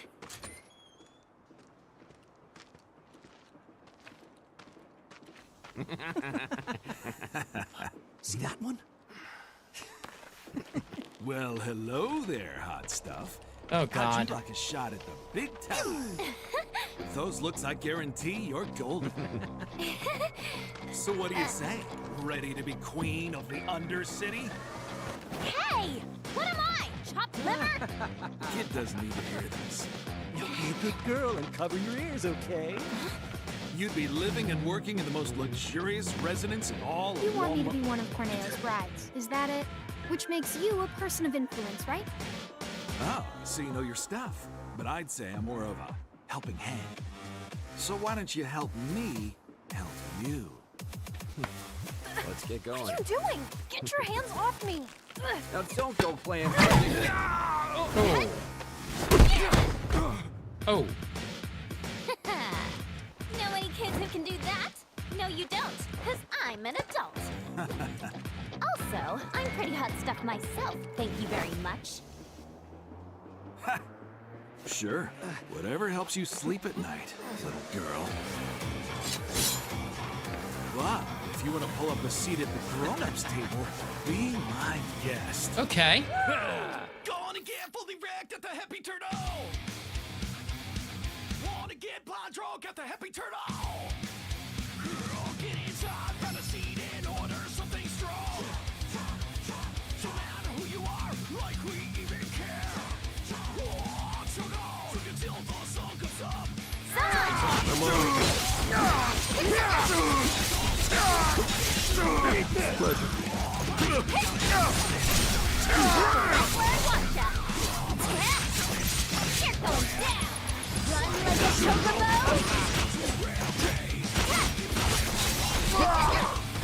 Nice aim.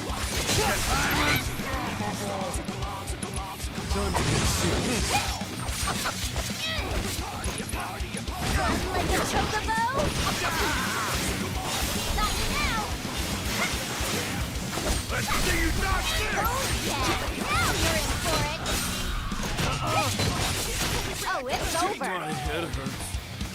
Oh, come here.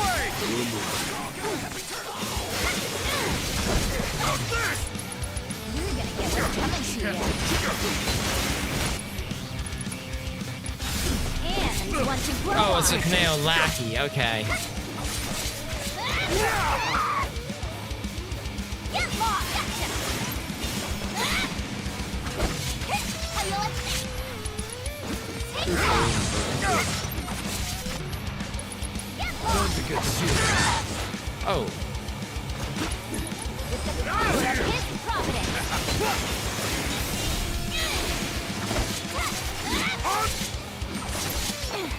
Getting timing! Stop now!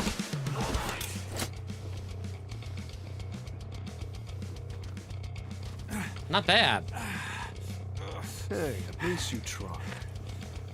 You're gonna eat those words, you smug piece of shit. Boss! Boss! You're not gonna believe this! The hottie of the century just fell right into our laps. She did? Goods under the hood, junk in the trunk, and down for a bumpy ride. What? Sorry, ladies. I mean, I know he's talking about After Tifa, careful but consideration, we've decided to go with a more qualified applicant. Let's go. See you around. Okay. oh boy, these guys. Who were those creeps anyway? Don Corneo's talent scouts. They'll say and do just about anything to get unsuspecting girls back to the Don's mansion. I thought it looked Ugh. seedy. Guess you'd have to be a scumbag to build a place like that. Oh, and how do you know what it looks like?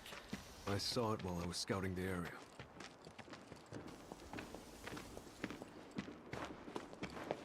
Well, we're here. Now we just have to wait. Wait for who? Not sure. We used to have someone who could make fake IDs in-house, but they went off with the Splinter Cell.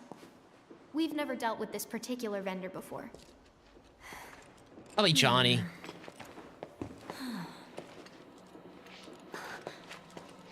Hey, what's up with that guy? Mako poisoning. That's what happens if you don't make the grade as a soldier. Or when the military's done using you. Just another one of Shinra's victims. Them again? Oh, Shinra's so gonna get it. If it's Shinra you've got beef with, you'll be needing these. Can't access the plate without them.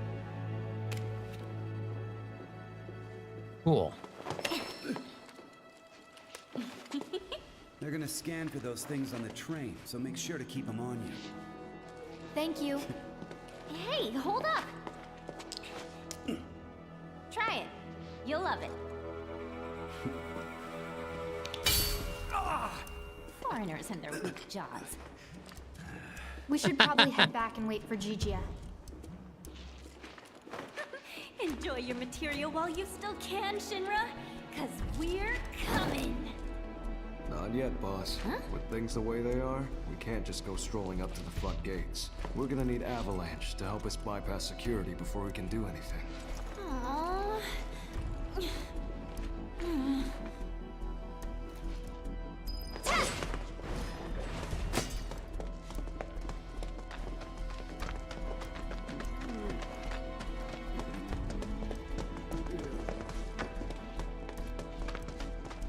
Sorry.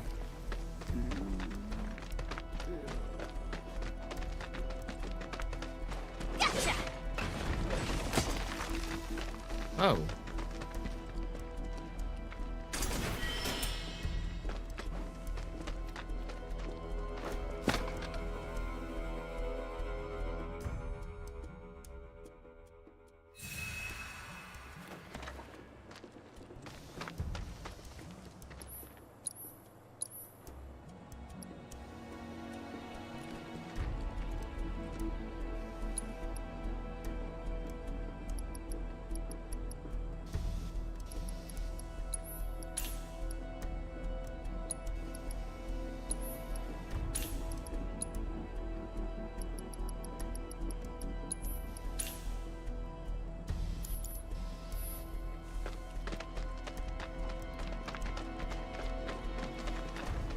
All right, let's see. Where are we heading?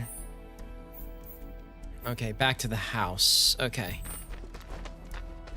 Back to the safe house. Oh. What? Huh, what's this about? Change of plans. Go to the pillar.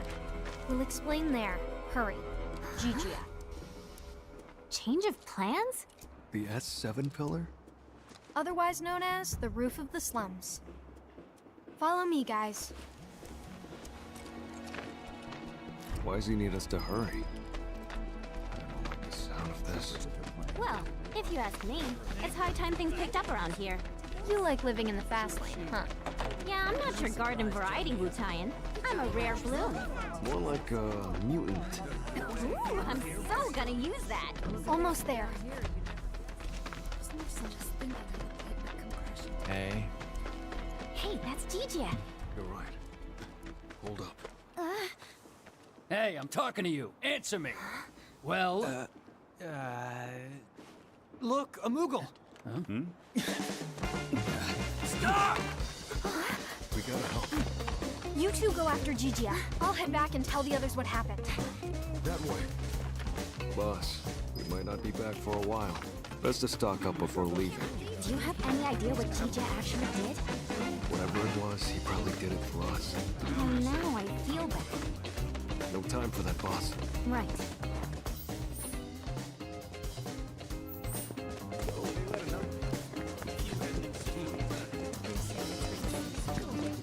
Oh, there's the guards. Okay.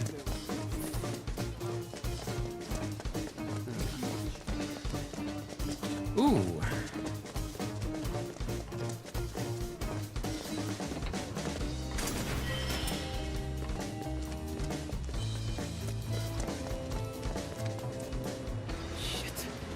Got nowhere to run. Tell us what you know. Now! How about later? That's stupid.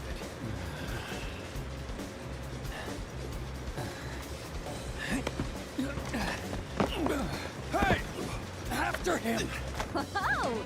Talk about fast! Is he one of us? We don't have time to get into that, boss. You can ask him yourself once he's safe. Come on. This guy has like a very low, soft voice.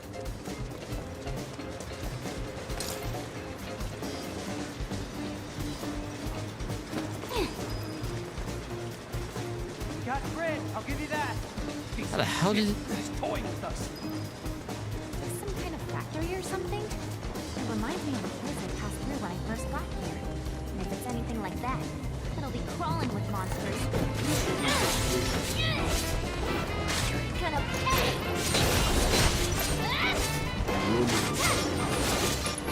You're gonna get what's coming to you.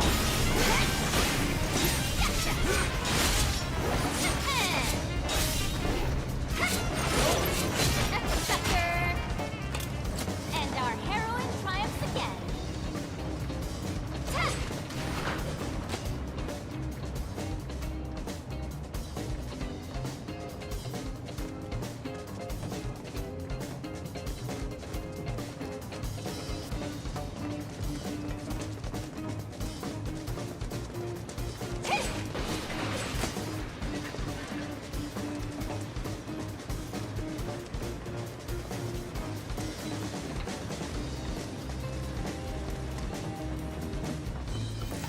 Just leave us alone, will ya?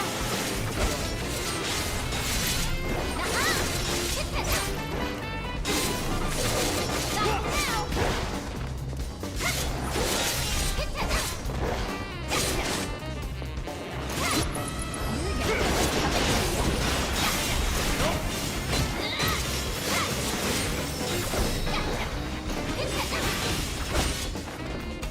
Nice. None can escape the wrath of the ninja! A little more. Yeah, I think that's it. All right, let's go back. All right, we gotta go up that escalator then, or that rope, or whatever it's called.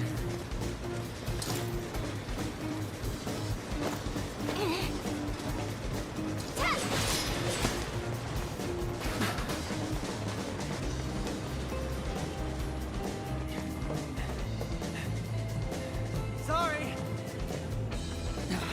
Damn it. We should radio the other squads. Aha! Been looking for you. The hell?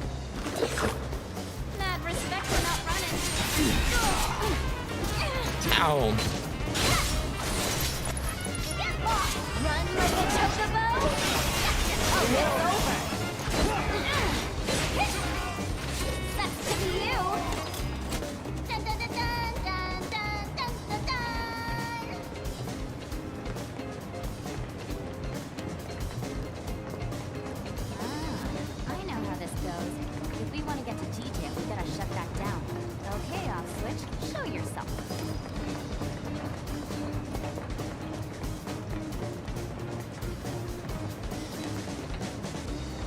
Oh.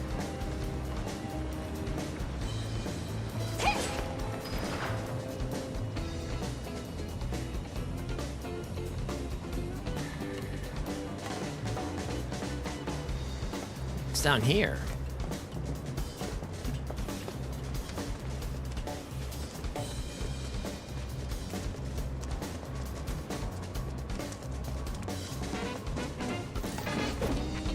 Let's get this over.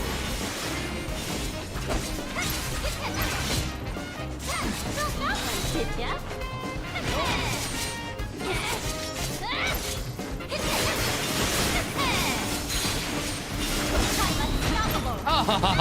Oh, that hurt. Come here. Oh, shit. What? Oh, shit. Just great. Not now. You're mine, punk. How you like this?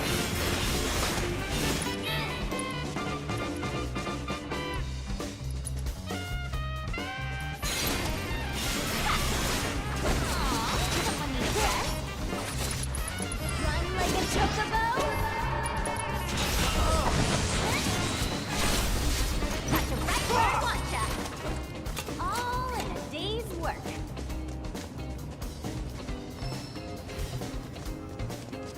We're prepare materia. Okay. Da-da-da-da-da-dun-dun-da-da. Now I got that song stuck in my head.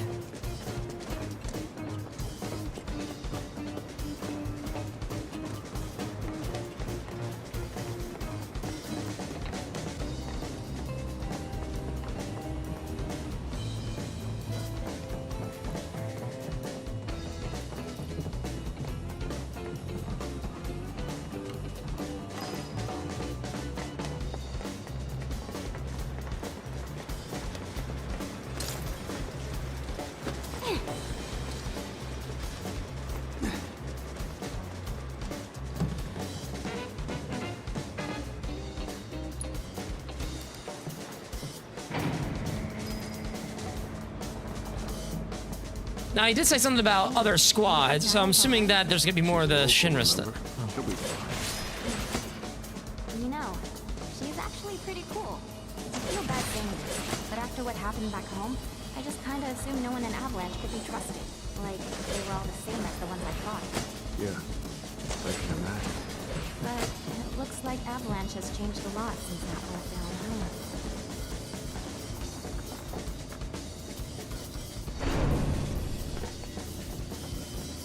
Oh, look, yep, two more. Come on.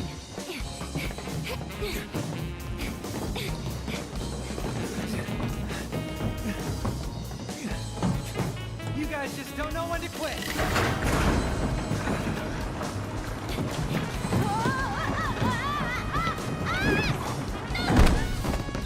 That stings. Alright, now you've done it. When this is over, you're getting it good. Enjoy your freedom while you can, Gigi. Gotcha.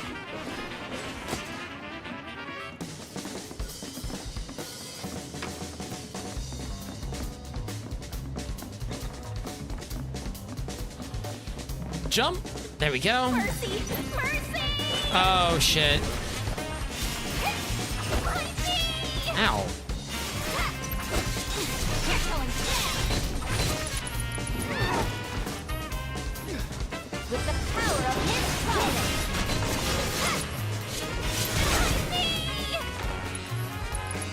You're gonna get what's coming to you.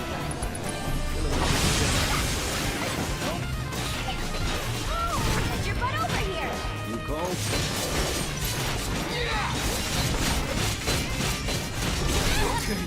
Ow.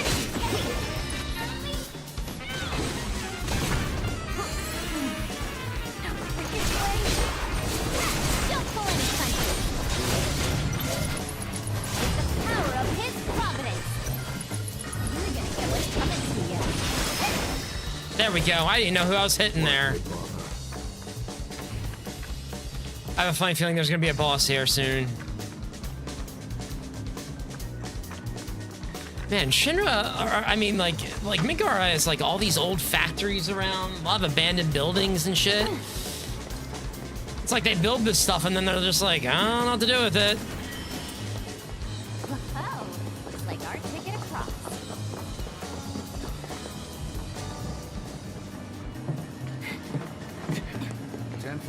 Be there as soon as we can. Unit 3 says they've got the suspect detained near pillar maintenance. We better not keep them waiting. What? Pillar maintenance? How'd they let him get that? Well, if I know. Come on. You heard the man. Wait, boss, no. Freeze!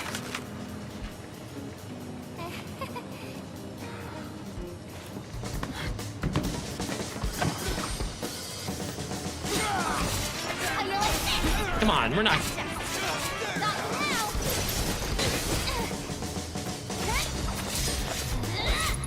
Run like a chocobo. Not now. That sucked. Why did killing people have to be so hard?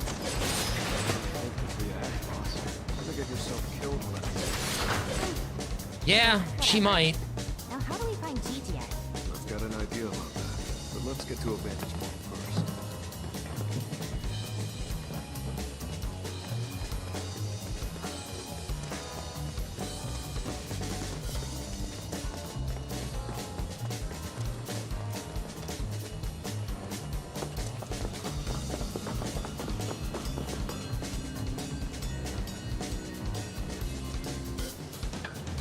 Oh.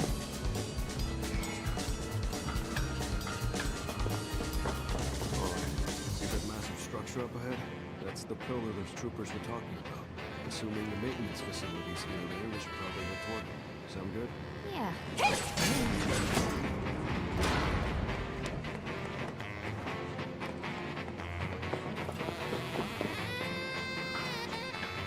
Okay, gotta go down.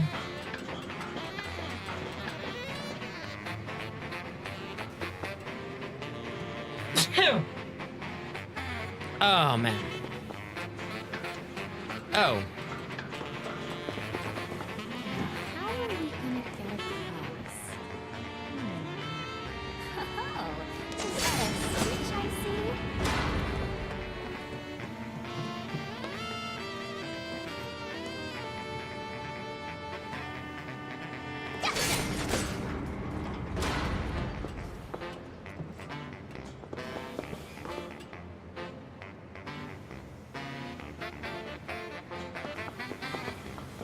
Huh.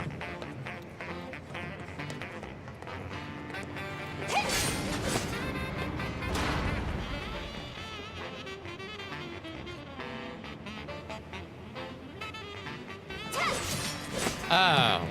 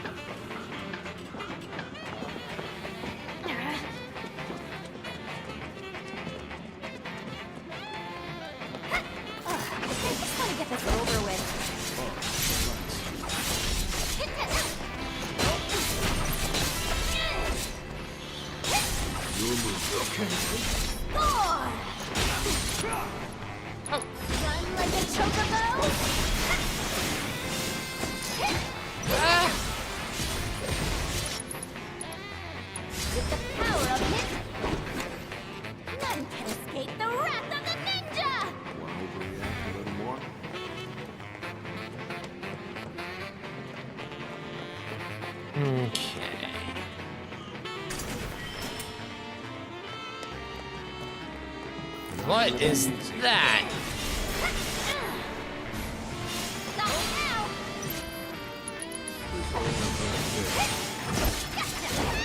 Oh, okay, he's screwing me. Gotta save. Oh, nice. Okay. Got that one, did ya? No sleeping on the job. Let's turn this around. Go down. Oh, shit.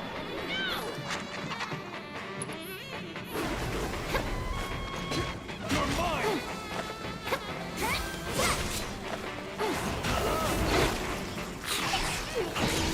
I've got you. What? You're gonna make me do all the work?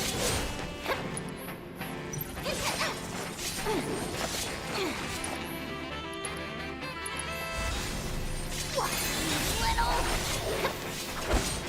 Got you now!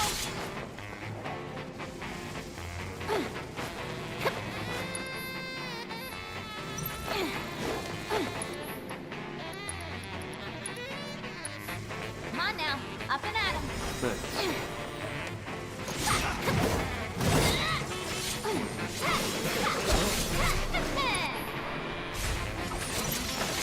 Eat this!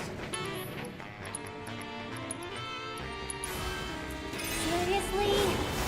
Hey! Dude, you gotta get your ability up here. I can't. This motherfucker cannot get his abilities up. Hey, get your lazy butt up. Bro, you gotta get your abilities up. I can't help you if you're not gonna get your stamina up here, or whatever it's called.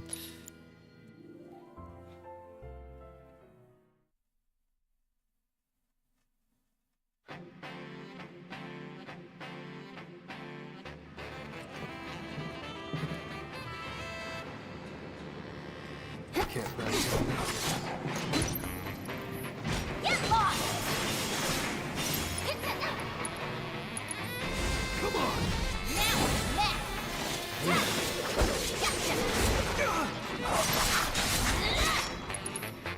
With the power of his providence! At least he can take care of himself and heal, but Get lost! Gotcha! Run like a chocobo! Got you now! How you like this? Stab like a tonberry!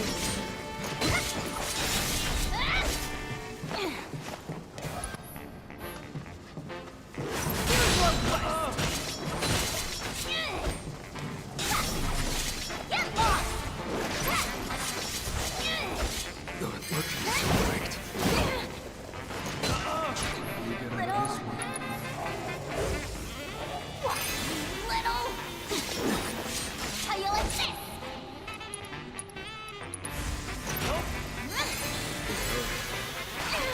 oh, You're going down! Gonna pay!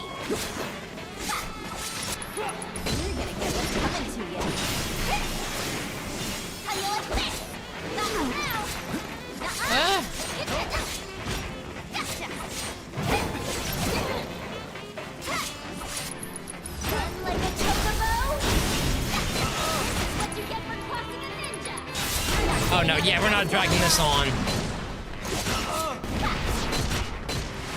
How you like this? With the power of his providence. How you like this?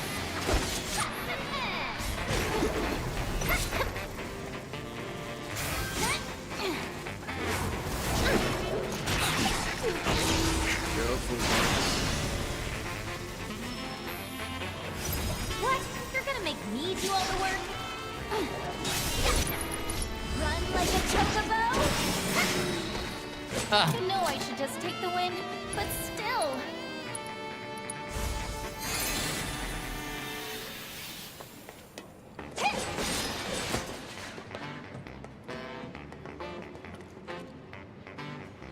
Ooh. This guy shouldn't be too bad to take out.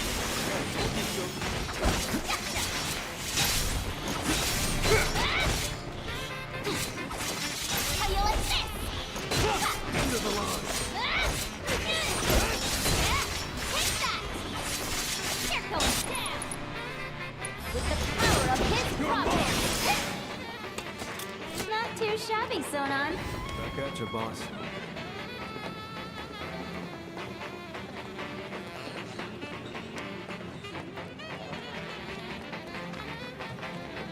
Okay.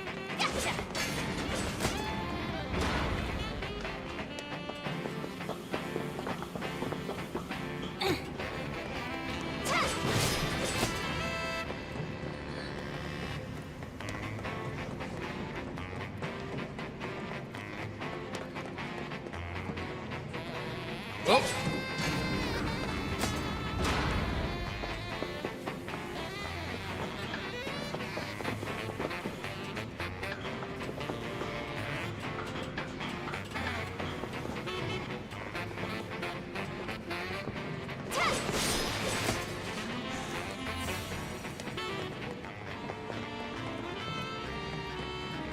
If you're sure. Oh wait, is this the same thing? No.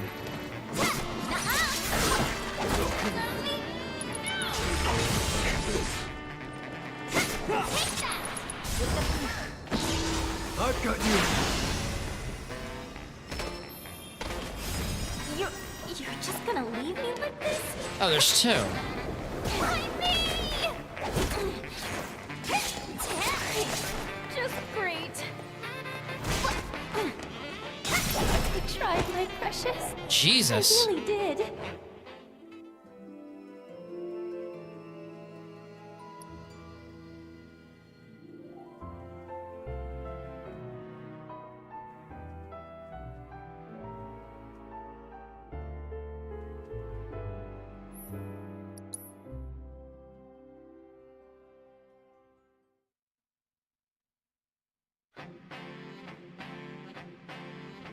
Bet I can finish him off first. We'll see about that.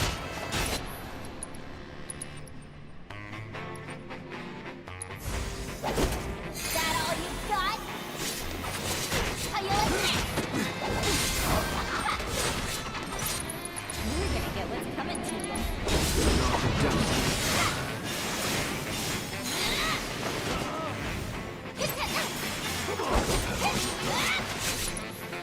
Oh shit. Gotcha.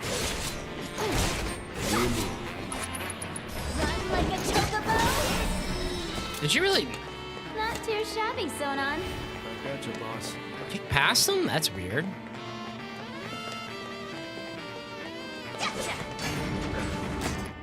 You know, let me see if I can upgrade her weapons.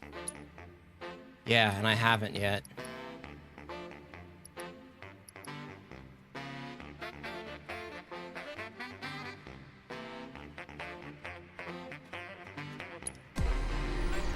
Let's try this.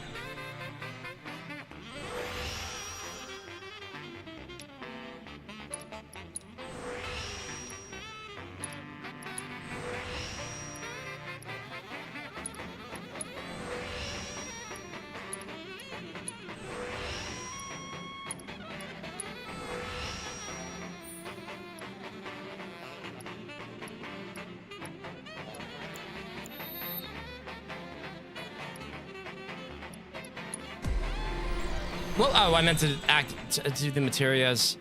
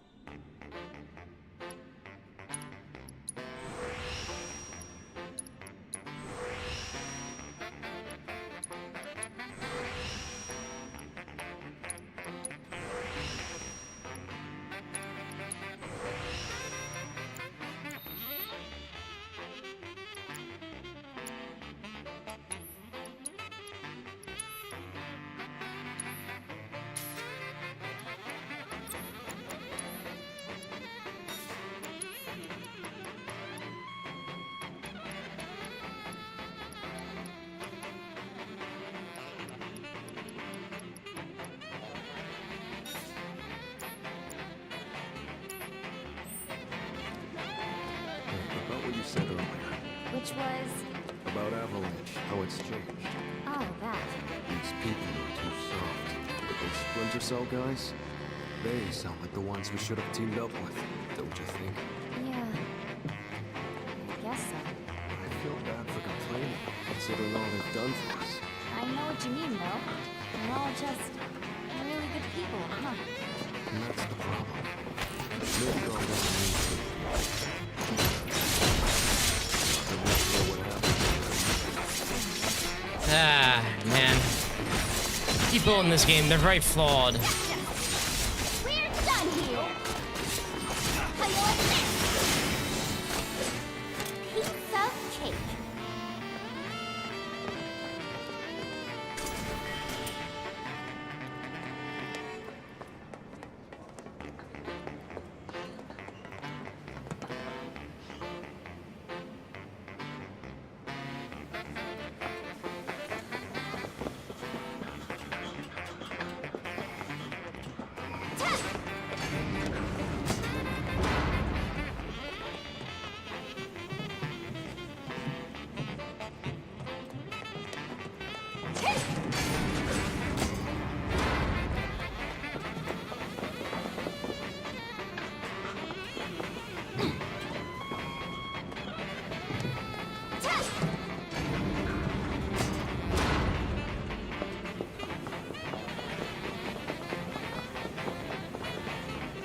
Very ninja-like.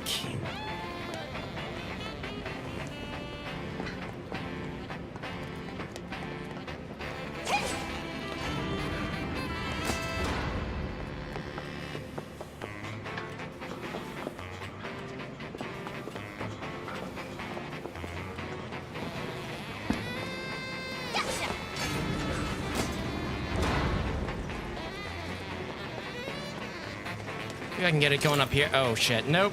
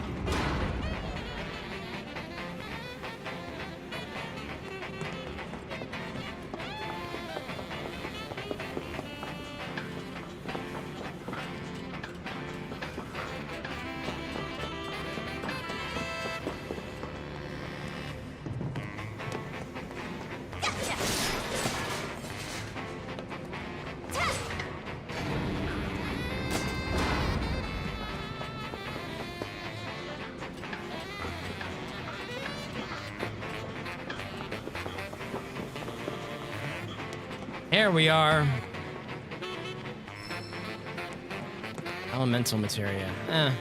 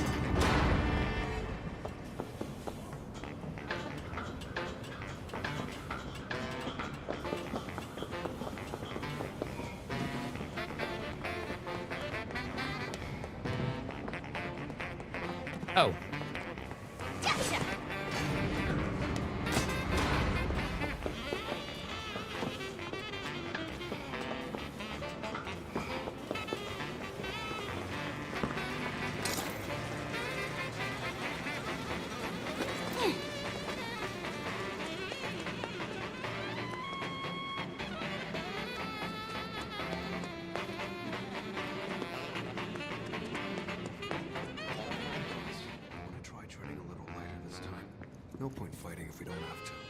Yeah. I know. Gotta be quiet. Very quiet. As quiet as a mouse.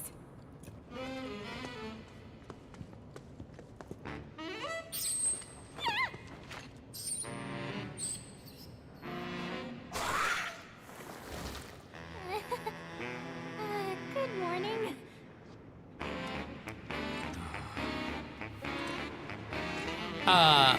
Yeah, why me? The hell is this thing? Ow. Get lost.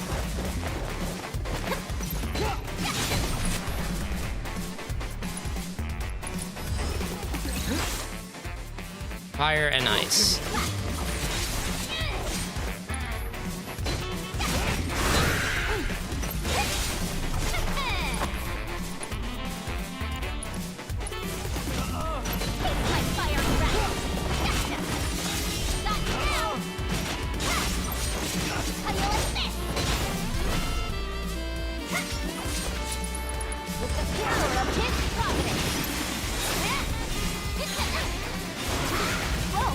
Oh.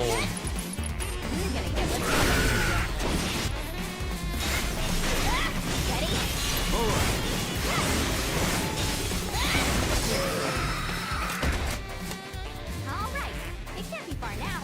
Let's get our rears in gear. Yeah. Seriously. Like, hey, no point fighting if we don't have to. And then all of a sudden, we have to fight. I mean, I knew I was going to end up having to fight that thing, but come on.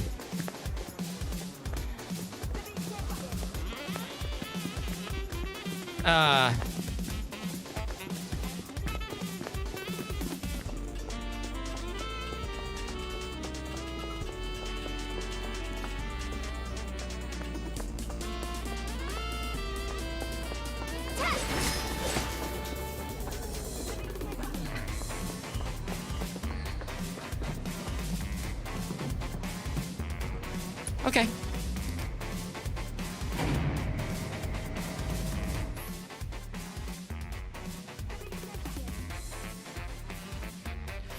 Yeah, I kind of figured.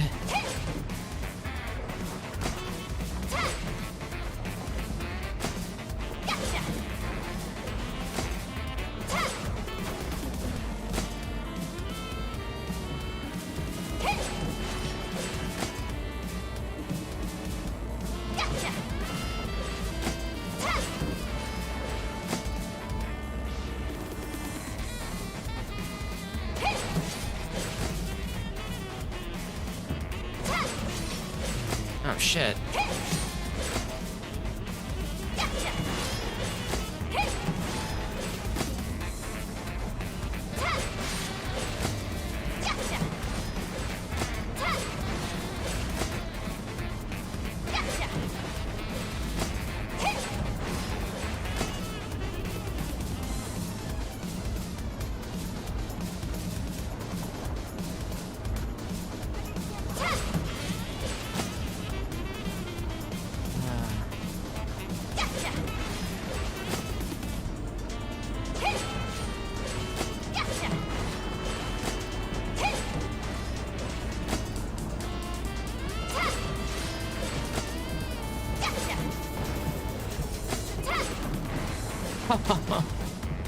That box fell.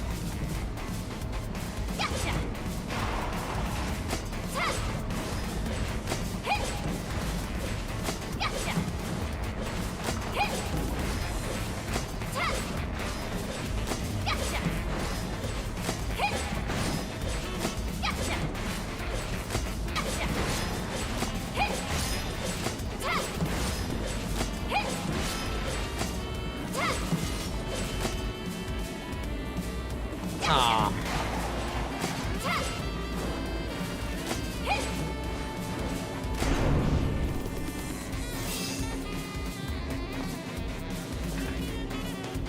All right, not bad.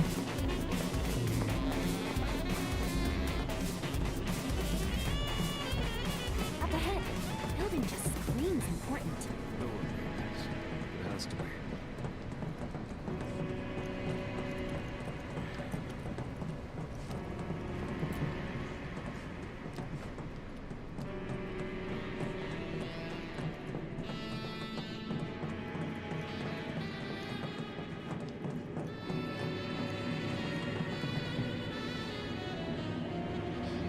Oh.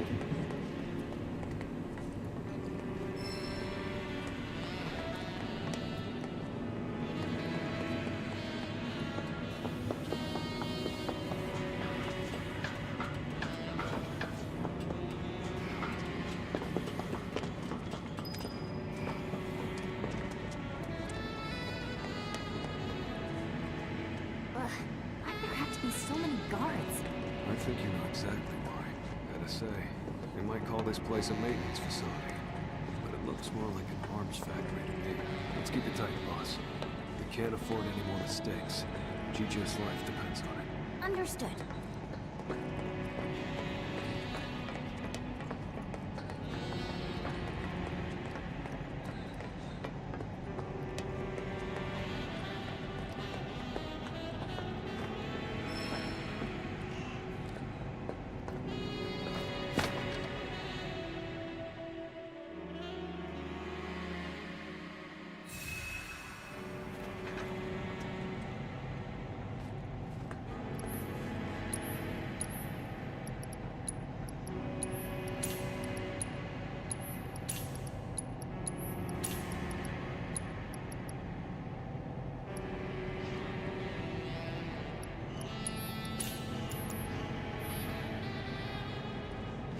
Okay.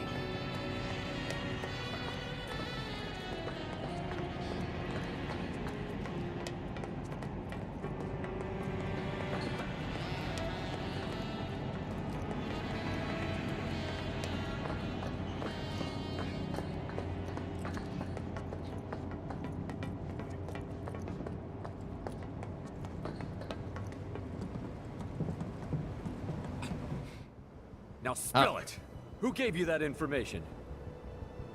Oh, his name was something like Heidegger? Wrong answer. Oh. I'm gonna ask you again. All right, I'll tell you.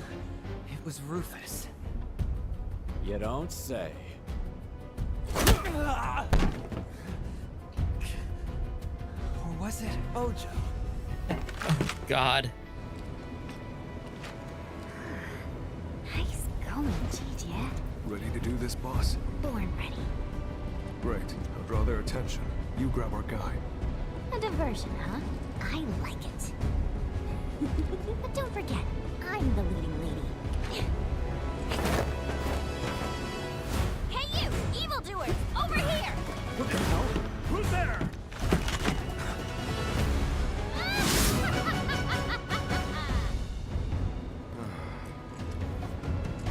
This guy's gotta be like stressed as hell. I was hoping you'd ask. And action!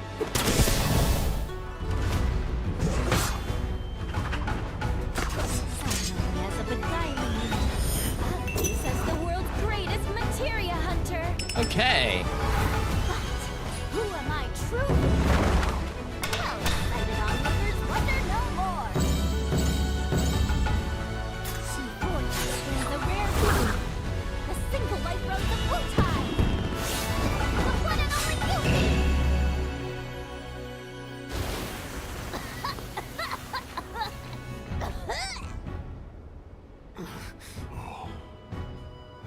Never mind. It's just some kid. Right? Hey, who are you calling a kid?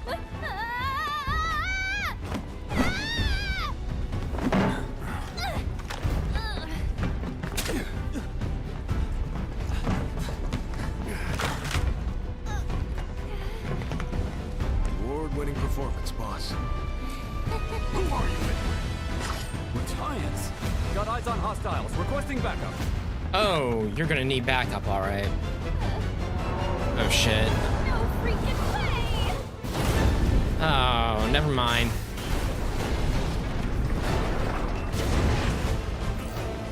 Couldn't they have made it less gross? Oh. Ow. Got you now! How you like this?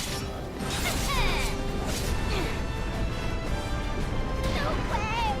Ow. Giant centipede? Yeah, that tracks.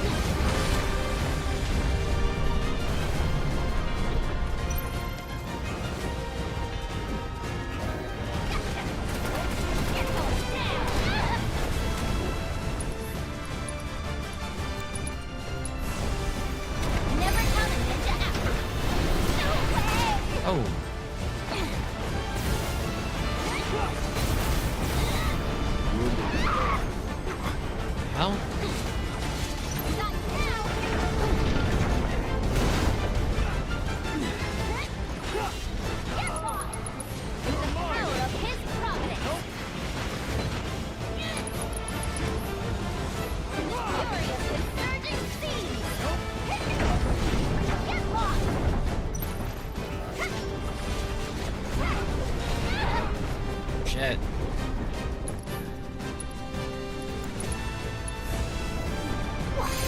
Little. Oh, running away, are we?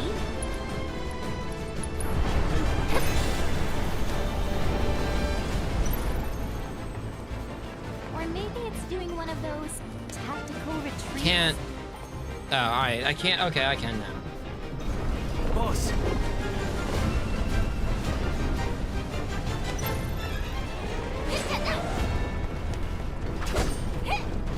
How you like this? It's spitting little critters. Drones. What does it need them for? They've got lasers too.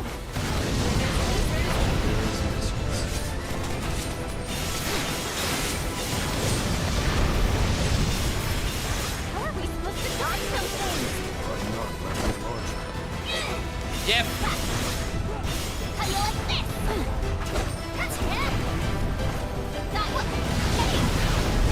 Oh god. Oh my god. This way.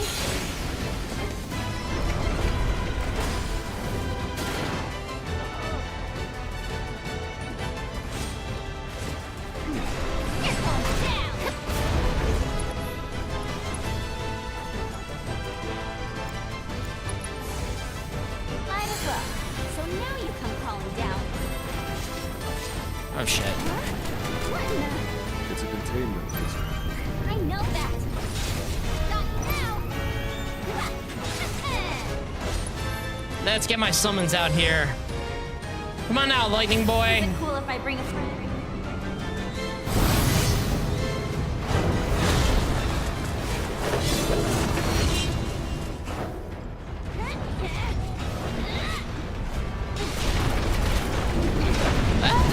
Oh.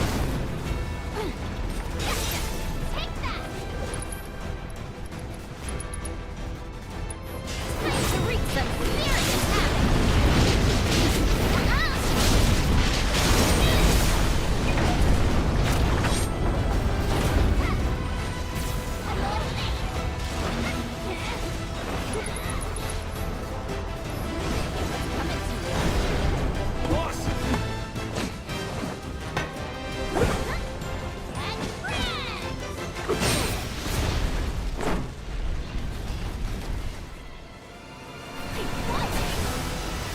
Ah, cool.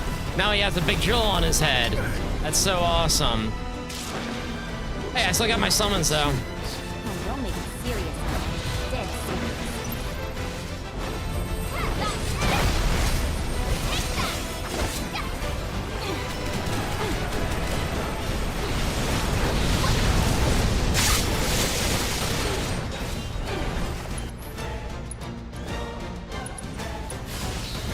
Better to be safe than sorry. How do you like this? Whoa!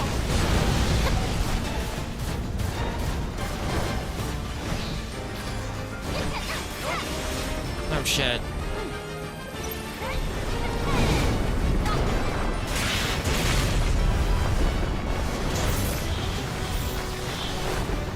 Oh yeah, you're getting it now.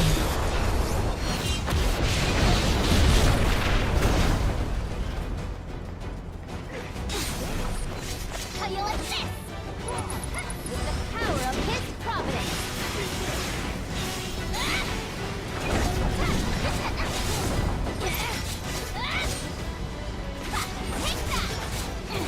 No, that's immune. Stop locking onto that.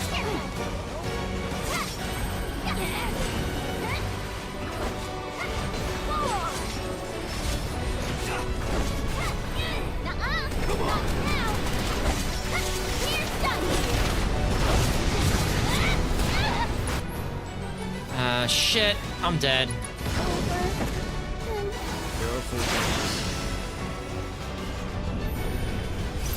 Hey, get your lazy butt out.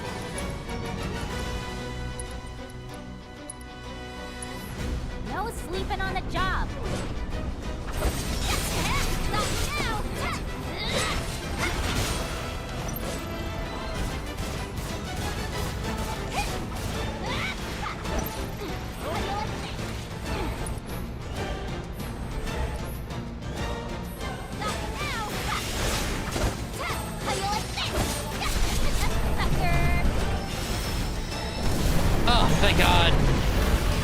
SP for that.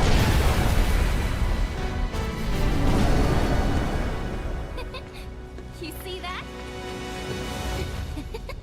That's how ninjas do it. Yep. Nice work. You saved my ass. It was nothing. Well, it did earn you these. Employee ID cards. They'll get you into the Shinra building. And pretty much any floor, basement included. That's where advanced weaponry's got their lab set up. And where they conduct their materia research. If what you're looking for is anywhere in that place, it's gonna be there. Got it. You guys should probably get moving. Word is, Shinra's got something big lined up for us. Nothing less than the destruction of Sector 7. But whatever it is they're planning, you're better off out of it. Right. I'm gonna go report to the others.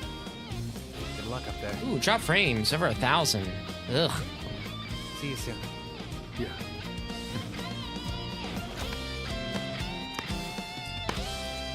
Next time, come by. I'll show you how Wu-Tai's really party. Deal.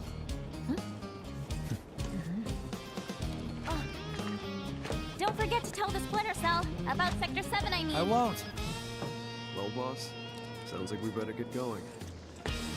Let's head up as soon as you're ready. Ready!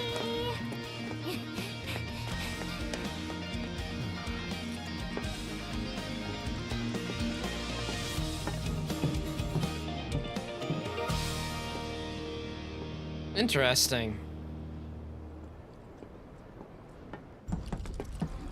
What's going on?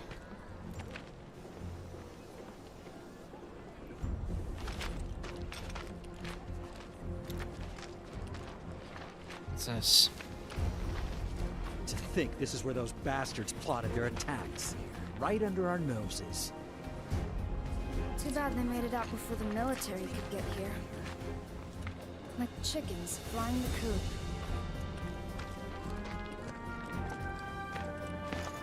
Probably best if we don't stick around. Let's catch the train. Hey, do you remember the last time we went out for drinks? How we were swapping wars?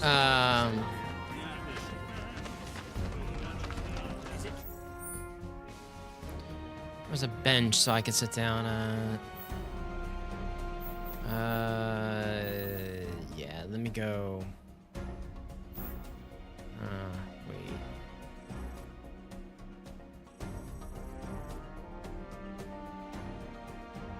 There was a movement. Stay back. That's close. Oh, shit.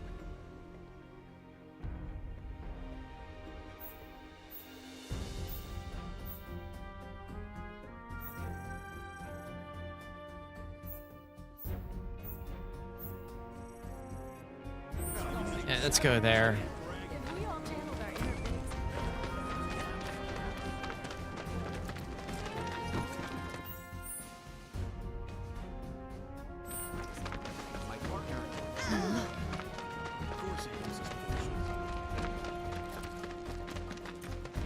After all this,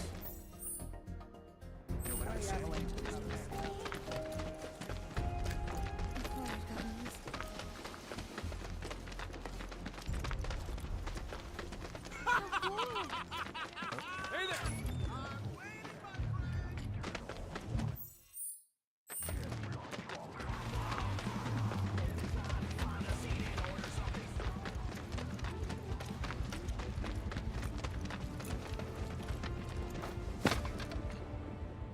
Just rest up here. Oh, thank God. Okay.